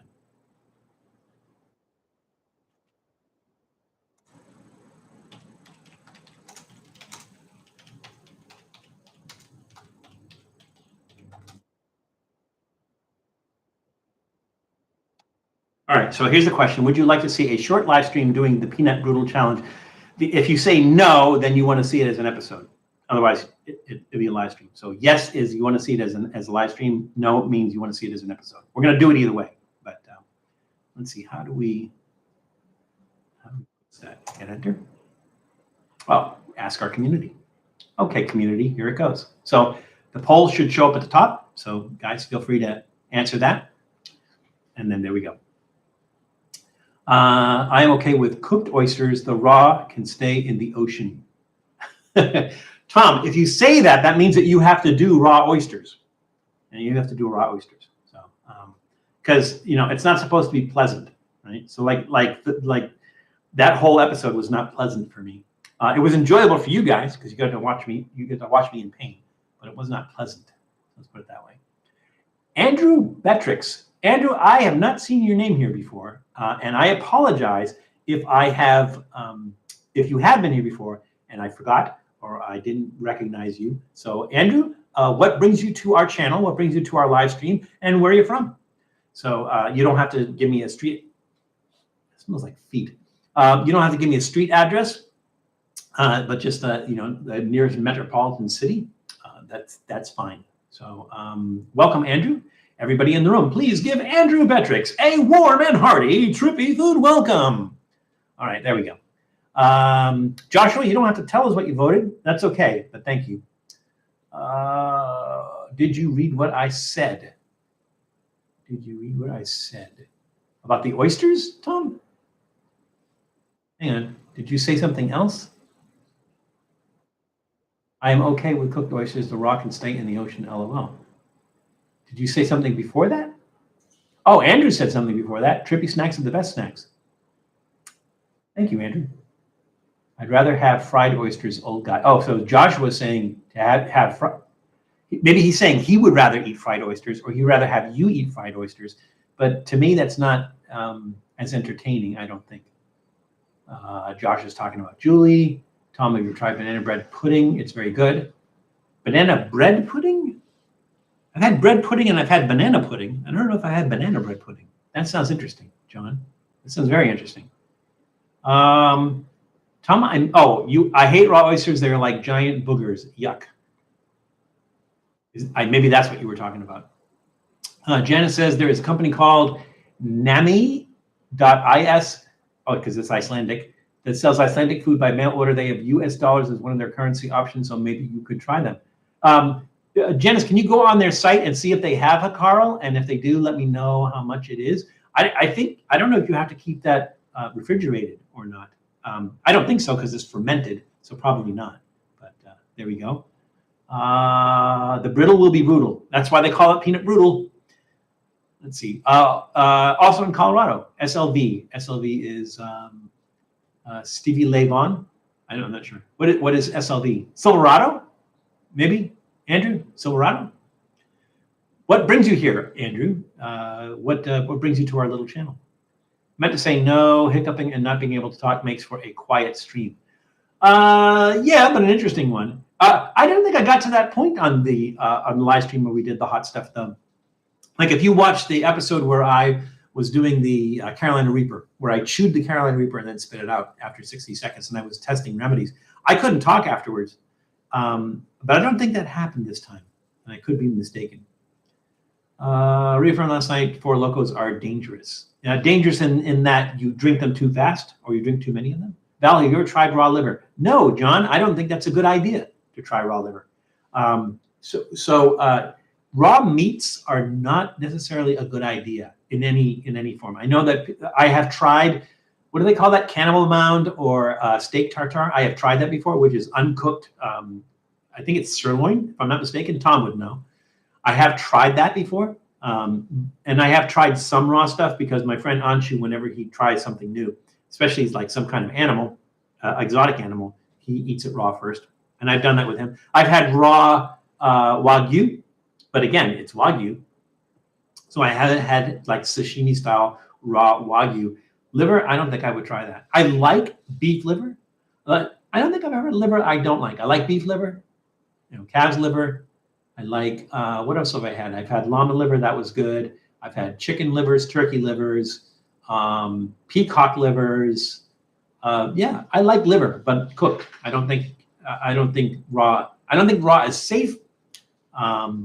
So not necessarily a good idea, John, I think. I was here a few months ago, love food and tripping. That's why I joined, like most of your videos. Well, thank you, Andrew. I'm glad you enjoy it, and it's nice to have you on our team. So welcome, and everybody will make you feel welcome as well. Raw oysters with chocolate syrup, Vienna sausage, topped with blue cheese. How's that for 1,000? Works for me. We will leave the volume up to you, but I don't think a spoonful's enough. So maybe like that might be too much. So something like maybe half of this bowl, maybe. I mean, there's nothing to say you're going to be able to eat it, right? I mean, you may take one spoonful of it and then that's it. You just lose it after that first spoonful. But it's a fair try. That's a fair ask. So, but I think it's fair. So we'll lock that in, and we will start a campaign to get Tom to 1,000 subscribers. And if we do, he will eat raw oysters with chocolate syrup, Vienna sausages topped with blue cheese sauce. Saw you on Reckless Eating something weird. Saw you on Reckless Eating something weird. Saw you eating something weird on Reckless Eating. I usually eat weird things on Reckless Eating. A big foodie, cook a lot of multicultural and New England style dishes. So Andrew, have you tried? Because I think recently we've done some New England style stuff like the red hots, the red hot dogs. I don't know if you can get those in other places, but honestly, it's just a red hot dog. But like the bean supper and the brown bread, things like that. So those are interesting. Hakarl is $20 US for 100 grams. I could do that. I'm going to do that, and I'm going to make fish tacos with it. There we go. All right, thank you, Janice. Janice, send me the link. Not here. Send it to my email. Send me the link for it, and I will get that, and we'll do that. So there we go. I have not done Hakarl before, and I've always wanted to. So there we go. Hi, Doodle. How you doing? Doodle, the Prince of Dogness, everybody. Isn't he adorable? And he knows it. So are you here for a snack? Or are you here just to be friendly and say hi to everybody? Oh no! Are we all out of snack? We are all out of snack. I don't have anything else that you can eat here, Doodle. I am so sorry.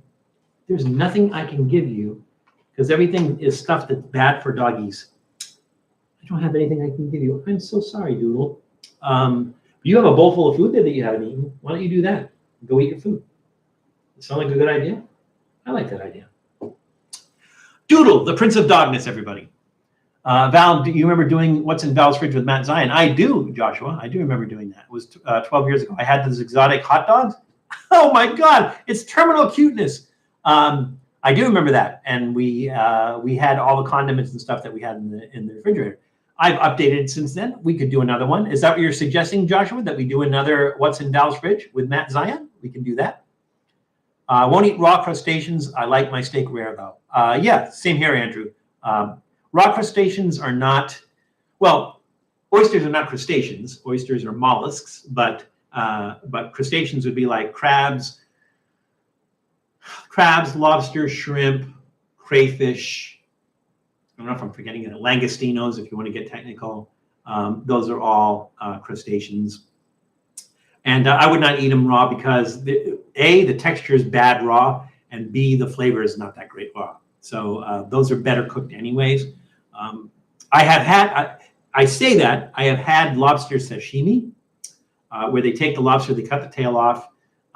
The lobster's dead, so they kill the lobster, but because of the nervous system, it still moves around. They take the tail, they cut the tail off, they open the tail up, they take the meat out, they chop the meat up, they put it back in the tail, serve it, and they put the head down there on top of it, like moving around while you're eating the meat from the tail. And that is raw. And I had that, and it's not bad, but it's not my preference. So that's kind of the thing. Matt was singing "Don't Hang Up" on his stream tonight. Seriously? He just is the I don't know what the wrestling game is that he does, but they have. Oh my God, it's so cute. He's always introducing new characters. Then they have a new Val. I think they have two Vals, but he only had the me Val, not the "Don't Hang Up" Val. And I lost. He put me in a wrestling match and I lost, so that was fun. But he was going to have "Don't Hang Up" as the opening song. I don't know why he can't find that, because and he doesn't have to worry about copyright because I have the copyright on it. It's not going to be a copyright strike for him. He could even do it on YouTube. So there we go. Apparently, it was stuck in his precious little head. It is a catchy tune, isn't it? Mad Scientist is just like watching, or whatever is in Val's freezer. Well, what is in Val's freezer is tougher because I got to thaw it out before we can eat it, John. So what's in the freezer doesn't work so much. Although I will tell you, there's an iguana in there right now. Got to figure out what I'm going to do with that iguana soon at some point in time. All right, we're going to do the snack. Are you okay when we're doing the snack mix, Doodle? I got to do the snack mix. Is that okay? And you can just kind of hang out here. Here, you want to come up here? Like that? There we go. There you can see everybody. They're out there. Yeah, that's where they are. All right, let's try this. I'm going to just put one of everything on here.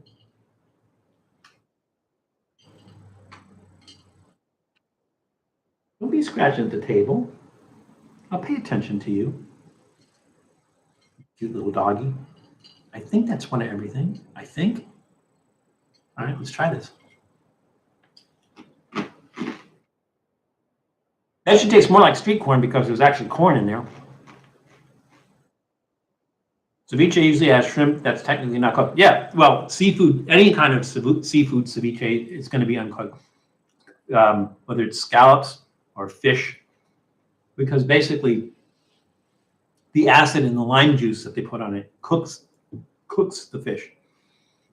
So it's usually somewhat raw, and it's just somewhat cooked by the acid.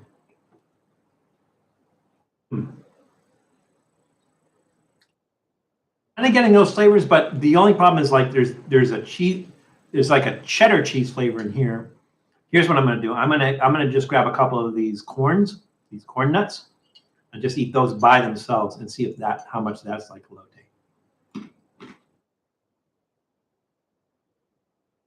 Doodle is awesome. He always adds to the stream. The thing about Doodle is, so last week I was remote, was not home, and everybody's like, "Where's Doodle? Where's Doodle? Where's Doodle?" Everybody misses Doodle when Doodle's not there. I got to figure out some way to give Doodle his own channel. I sometimes think that people tune in to watch my live stream just because they want to see Doodle. I don't blame them, but that's what I think sometimes. I believe they met at a food con. That was the question. That was the answer to whom? Matt, roommate. Were you? No, I was never Matt's roommate. So Joshua, I don't know if I told the story before.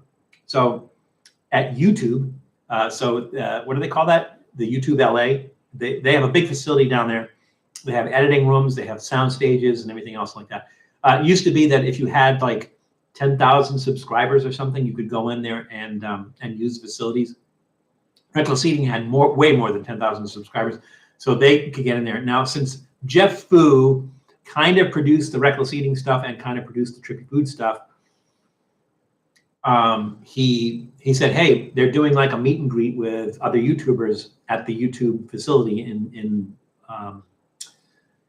Los Angeles. It is where there used to be an airport down there. I don't know if it was the Hughes airport that used to be down there. There used to be an airport down there, and a lot of the hangars are still there. And the hangars are used for video productions and movies. They film a lot of stuff down there because these hangars are huge. They're gigantic. But the YouTube space is it's a modern building. It was built specifically for that. But it's in that same area down there in, I want to say, oh, I think Claudia's home. Doodle just got up and ran towards the door. So I think he smells Claudia coming up there. So the YouTube space is in, what do they call that? They call that Silicon Beach.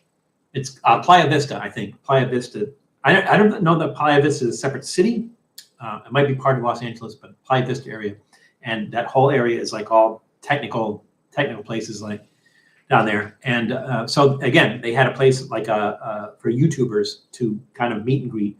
And so Jeff told me to go and got me signed up to go. And I'm trying to remember, I don't know if I was with Eddie at the time and we were doing Kamikaze Kitchen, or I'd already started Trippy Food.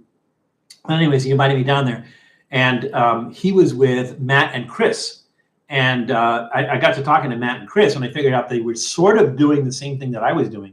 And so we just kind of hit it off. And then Matt says, hey, we're going to be filming a main show next Sunday. Why don't you come out? And so I did. And then after that, we just, I would go out there for the main shows.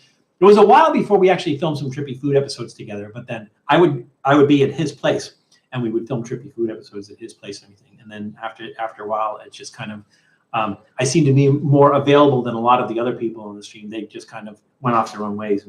And his channel, they kind of went off and did their own thing. And since it's mostly just me, of course, Julie holding down Trippy Food East, but it's mostly just me. And then the regulars that I have on and everything.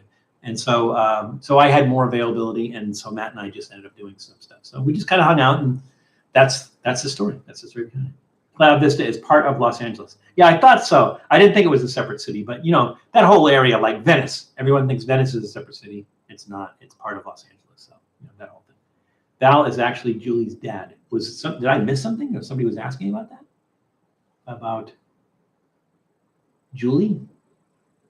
Joshua Maxwell. Val is Matt's dad. Oh, okay. No, actually, yes, I am actually Julie's dad. So Julie is actually my daughter. So different last name because she's married, but yes, Julie is my daughter. So my adult daughter. Well, I mean, adult child. I have adult children. People ask me, do you have children? I say, no, I have adults. I have grandchildren. Got the DNA to prove it. That's true. We both did DNA, and it says that we have the same DNA. So there we go. You say that in Darth Vader voice. Janice? I can't imagine Janice talking in a Darth Vader voice. Val is actually Julie's. It's like, oh, I am your father, Julie. Julie must have gotten her beauty from her mom and her cleanliness from her dad. I will let Julie field that one. You are Matt's dad and Chris's stepdad. Can't break kayfabe, Val. Oh, okay. Sure. On reckless eating, we'll let that stand. On Trippy Food, it's a little bit more on. As far as breaking kayfabe, though, I think the episodes that we filmed with Matt and Chris in San Francisco, that was the best. That was the best. If you haven't seen those, I think it was on the Reckless Eating We Go main show. I don't know if Chris did it on my channel so much, but he definitely did it on the Reckless Eating channel and everything. You have to watch it. I think that's where the term Christery came from, like Chris history.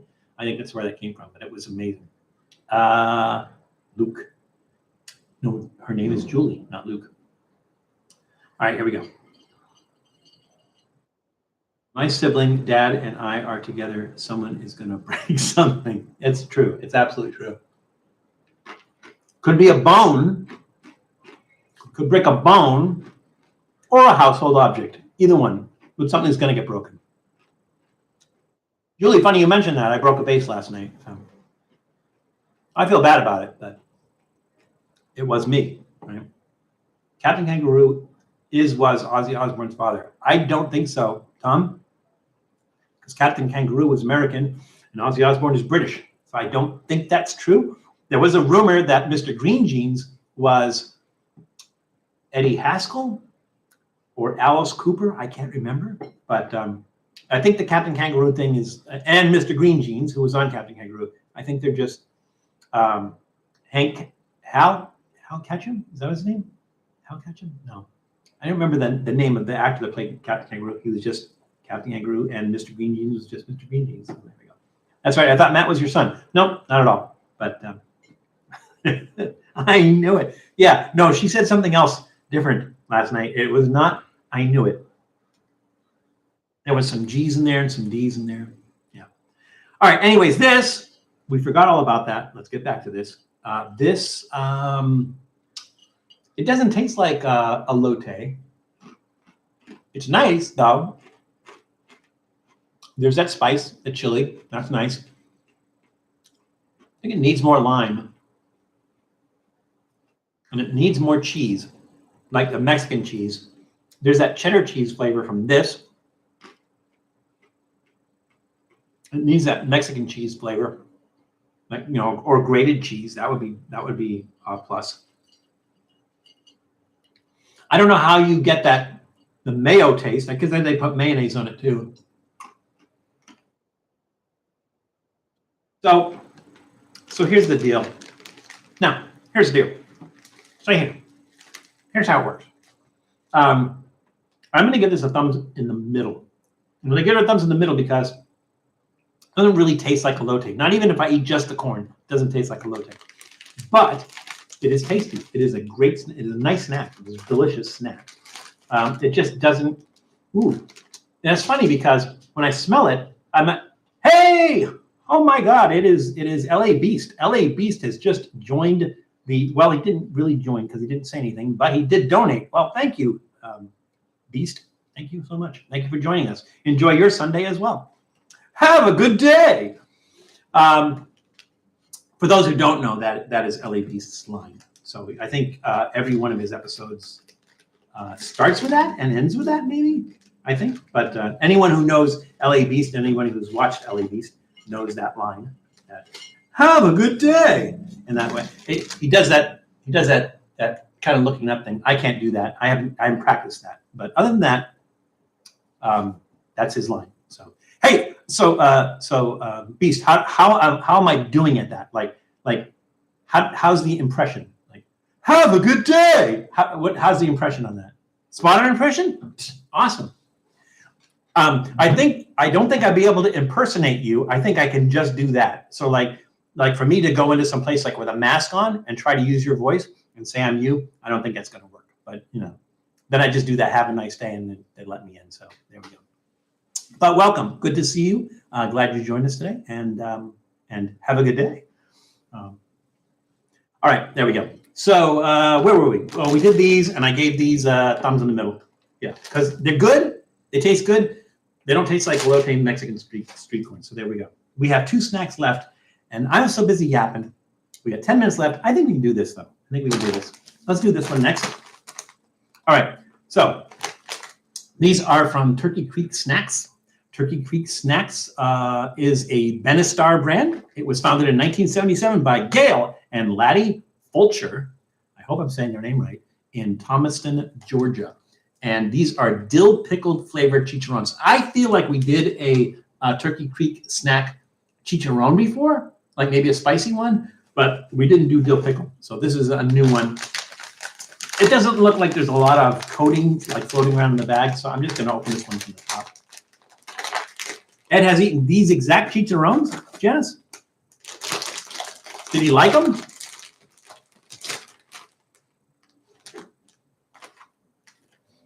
It kind of has an old pickle smell. It smells. You know what it smells like? It smells like an empty pickle jar. If you ever smelled like an empty pickle jar, that's the smell this has. Ozzy was born in the U.S. To avoid a scandal, his dad, the captain, gave him to his parents in the U.K. That sounds iffy, Tom. You might want to research that one. That sounds a little iffy. That Ozzy was born in the U.S. I don't think so. But, you know, hey, I'm open for it. You know, who knows? All these things come out eventually. When I hear "Have a Good Day," I think that's the LA Beast model. That is the LA Beast model.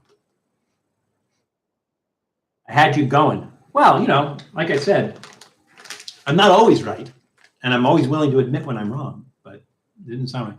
So those giant Inca corn snacks, they still available? They think, yes, Julie, they would be, oh my God, that'd be hilarious. You just open those up and start eating them on the plane. That's awesome. Get the ones at Trader Joe's. They're called Inca corn at Trader Joe's. They're the big ones and the really, really crunchy, loud ones. Notice World Tour. Well, we'd have to get the band back together, wouldn't we, Eli? And I don't know if we'd be able to get the band back together. So maybe next time we're back in New England, we can get the band back together. That would be nice. I will give you fair notice when that happens. All right. Not an individual, it's just the smell. The bag smells like an empty pickle jar, but maybe not so much this one.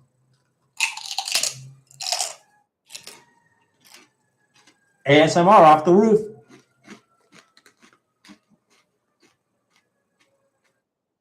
This one has a little bit more of a bite to it. So some chicharrones, when you put them in your mouth, they just dissolve in your mouth. This one, not so much. There's like almost like a plastic consistency to it. Oh shit! I kind of half dropped a S-bomb, but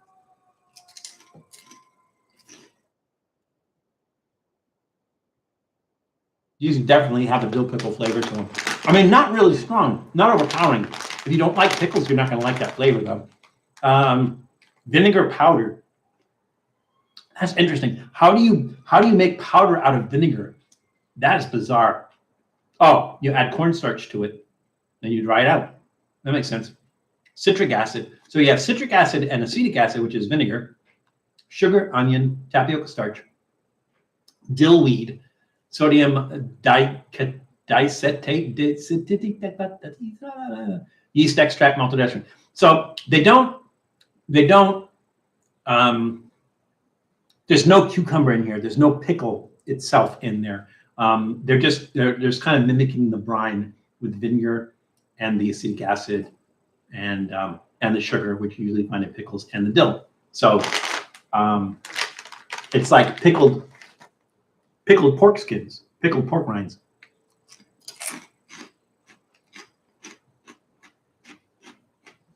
Oh, who's leaving? Time out wine for valve. Yeah. It's the way around, isn't it, Jules?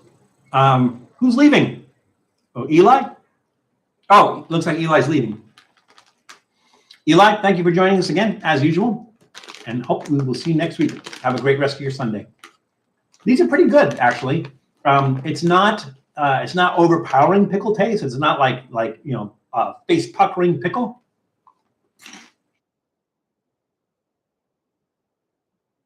The flavor there, or the hint of the flavor is there. Oh, it's pretty good. It's gonna get a thumbs up. They're really interesting. It's not a radical departure from chicharrones, you know, or pork rinds, whatever you want to call them. Not a radical departure from that. It still has that the textures there, the flavors there, but it also has that dill pickle, the essence of dill pickle in there. That's gonna get a thumbs up. I have no complaints about that whatsoever. There we go. We're getting down there on that. That is not a good. So that was my Uinta. You into that?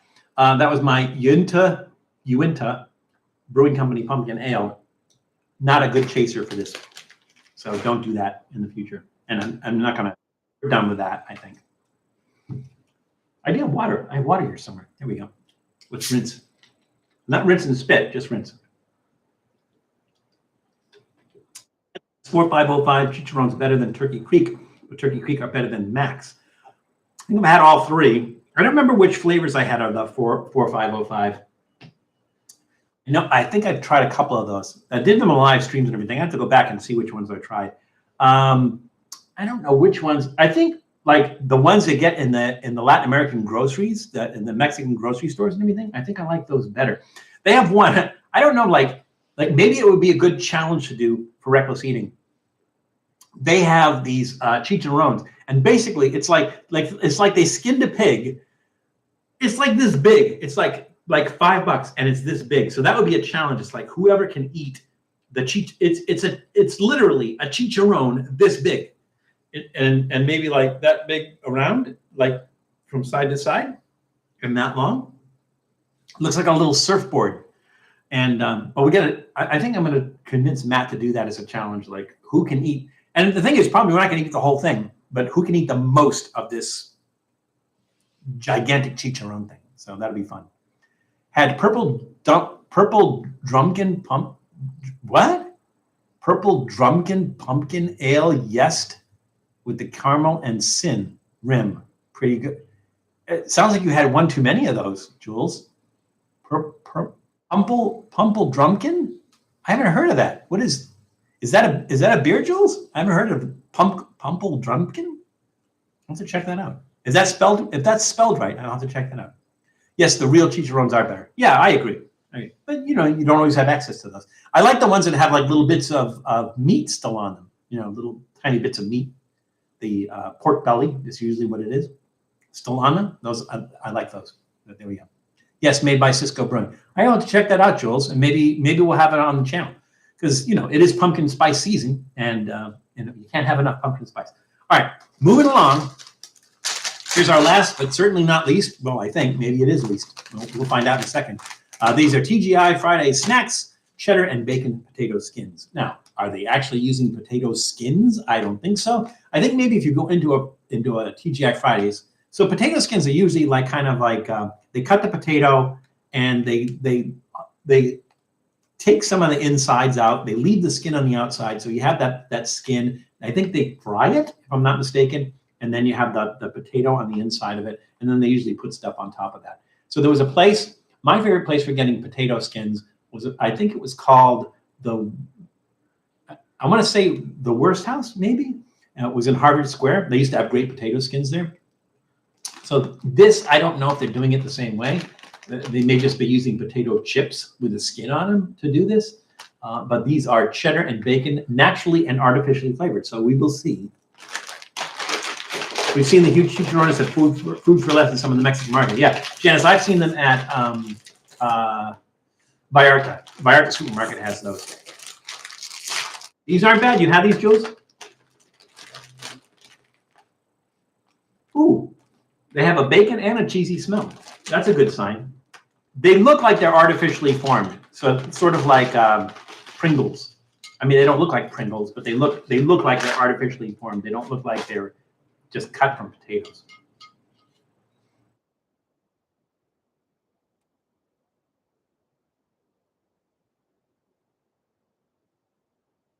Well, tastes like potato, but it does taste like, well, Pringles has other stuff in it besides potato, wheat and some other stuff, I think.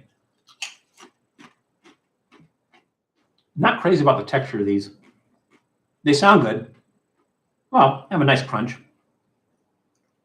Great Reuben of the Worst House. Yeah. Bob, I missed the Worst House. That was fun. We used to go to the Worst House. I think that's what I usually get was the potato skins. And then we would go over to the greenhouse, I think it was called, and they had pieces of cake the size of your head. Sort of like claim jumper size. No, they weren't that big, but they had really big pieces of cake. So we would go over to the greenhouse for coffee and cake. Both those places are gone now. Things change, Although we do have an episode coming out from Harvard Square, or maybe we already did it.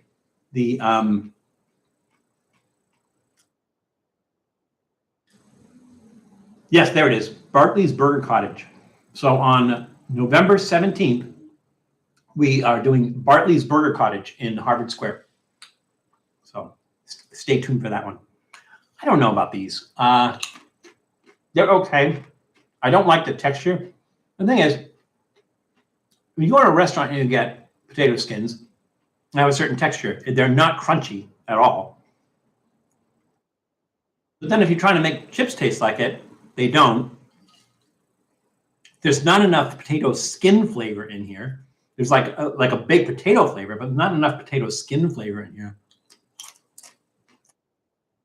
I don't know. The cheese flavor is all right. It's light. The bacon is more of a smell than a flavor. I'm going to kind of give that.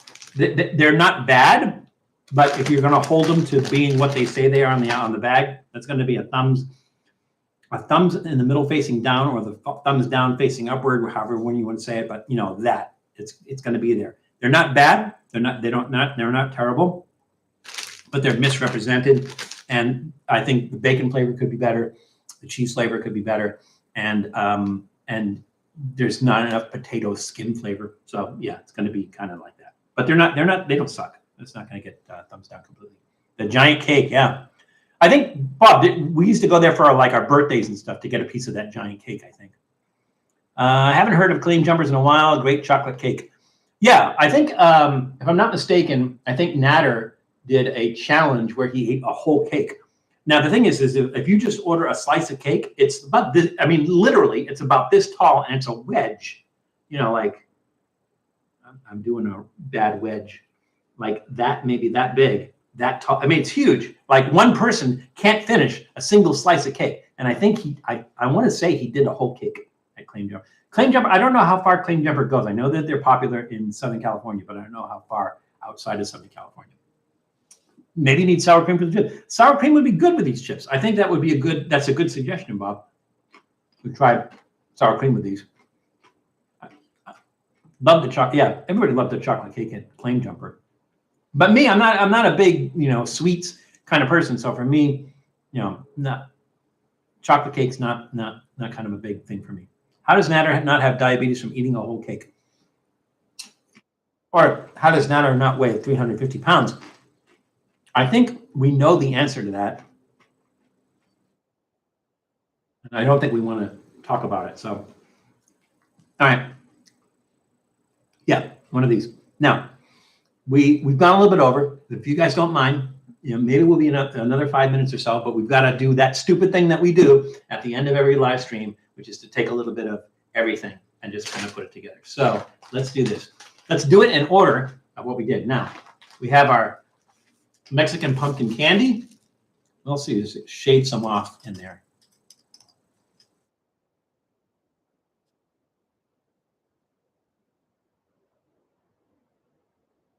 I don't like to waste stuff, but I know I'm not going to eat this. I wish there was like a neighbor or something that was like, Val, can I have leftovers from your live stream? I think that should be enough.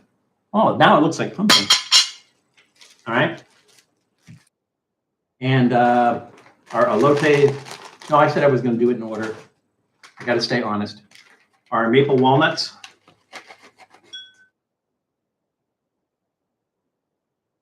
That would be enough. Let's see, what did we do next? We did our oven baked cheese bites.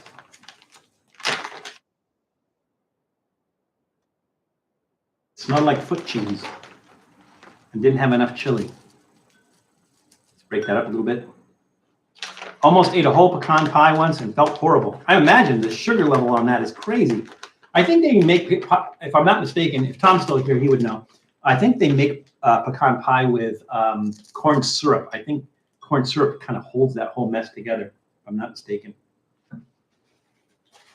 The whole Claim Jumper mother load cake, the whole cake, 3,400 calories. Yeah, it's crazy. Then our Elote street corn. That didn't taste like Elote street corn. So I want you guys to help me out. I want you to help me find a snack that actually tastes like street. Maybe we should make our own. Maybe we should get those. Maybe we should get those corn nuts, the unflavored ones. Maybe we should get those corn nuts and make our own that actually tastes like Elote Mexican street corn. I think that's a challenge, and I think I'm going to take up that challenge. So, would you guys like to see that? I think I'd like to do that. That's a nice one to break up, isn't it? All right, here we go.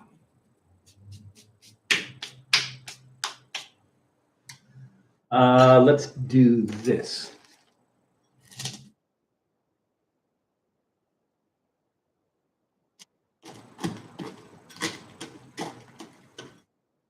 Kind of making our own snack mix. So we didn't do anything with meat today. We didn't do anything with fruits. I think that would have thrown this off. But this is all going to be snack mix kind of stuff. I'm anticipating this isn't going to be bad at all. I'm not anticipating it's going to be good, but I'm just staying on the side of caution on that one. There we go. You guys ready? Here we go. Oh, the slice is 3,400. Yeah, that makes perfect sense. I can believe that. All right, here we go. A little bit of everything.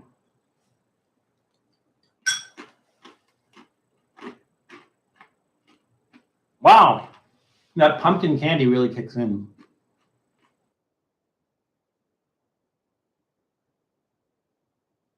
Adds a little bit of moisture to it.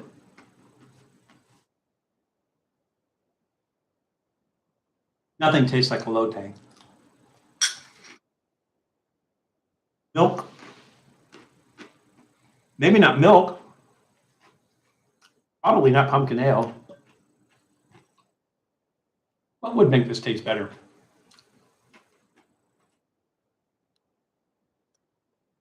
Maybe like cheese fondue might make this taste better. I don't think milk would. It's just like overly sweet, but there's some saltiness and some spiciness to it that I think would not be good.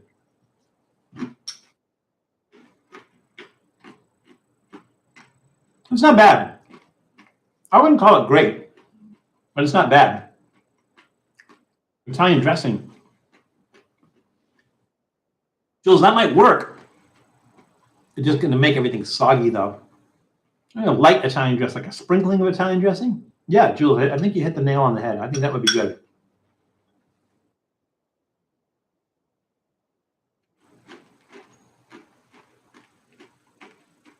Might want to leave out the pumpkin, though, the pumpkin candy. Other than that,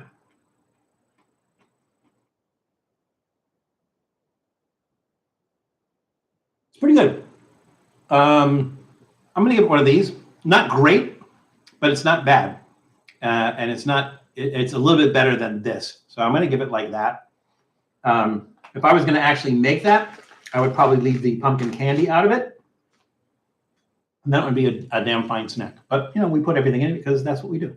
We rock and roll here. So, again, another live stream in the can. Oh, I got like crumbs all over the place. Another live stream in the can. Janice, I will contact you because Janice and I are going to film after this. So, Janice, I will contact you. Jules, if you're available, I'd like to do some, if you have time this afternoon, or this evening, I guess it is in your time. I'd like to do the thing that we talked about, and maybe we can do all those this afternoon. Jules, let me know if you have time, if you can do it. And Janice, I will be in touch with you shortly.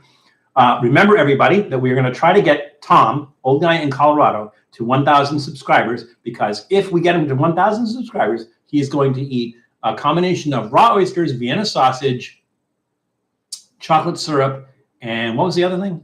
There was a fourth thing. Either way, we're going to get him. We have him at his word, and we're going to do that. So let's get him up to 1,000 subscribers. He already told us he's going to do that. Also, check out everybody else's channel as well. Janice's channel, LA Beast's channel. Who else do we have? We have some other people here that have channels, and even some people who don't. Joshua Maxwell's channel. He's starting out, and he is acclimating himself to being in Pepperhead, and it's fun watching his journey. So check out his channel. So check out these channels. If you don't know which channels they are, we suggest if you go to our YouTube channel. Down at the bottom, there's a link. It says featured channels. Click on that link, and there's a list of all the channels that we feature. Be sure to check them out. If you like them, then please subscribe because it helps them out. And be sure when you're watching their videos to hit that thumbs up, that like button, because that helps them out as well. So we want to thank them for being part of our community, and we want to to have the other people who are part of the community who do not have channels to check them out. I would not recommend them if I didn't like them myself. So definitely check them out. There's a whole bunch of them. Again, I thank you all for taking time out of your weekend, especially on a Sunday. Different bat time, different bat channel. There's some other things coming up. I'm not sure what the dates are, but I might have to move things around a little bit. But I will let you know in advance. Either way, I truly, truly appreciate you, A, subscribing, and B, taking part out of your day to actually watch the live stream and to be interactive. I love this community that we built. It's, again, I say this all the time, sound like a broken record, but it is the high point of my week is to be able to interact with you guys and to entertain you and to be entertained by you. And I think it's a lot of fun. And I'm going to do this until I can't do this anymore. So I thank you all. And I just want to remind you that just to be careful because it's crazy out there. But please take care of yourselves, take care of others, and we'll see you soon. Thanks, everybody. Have a great day.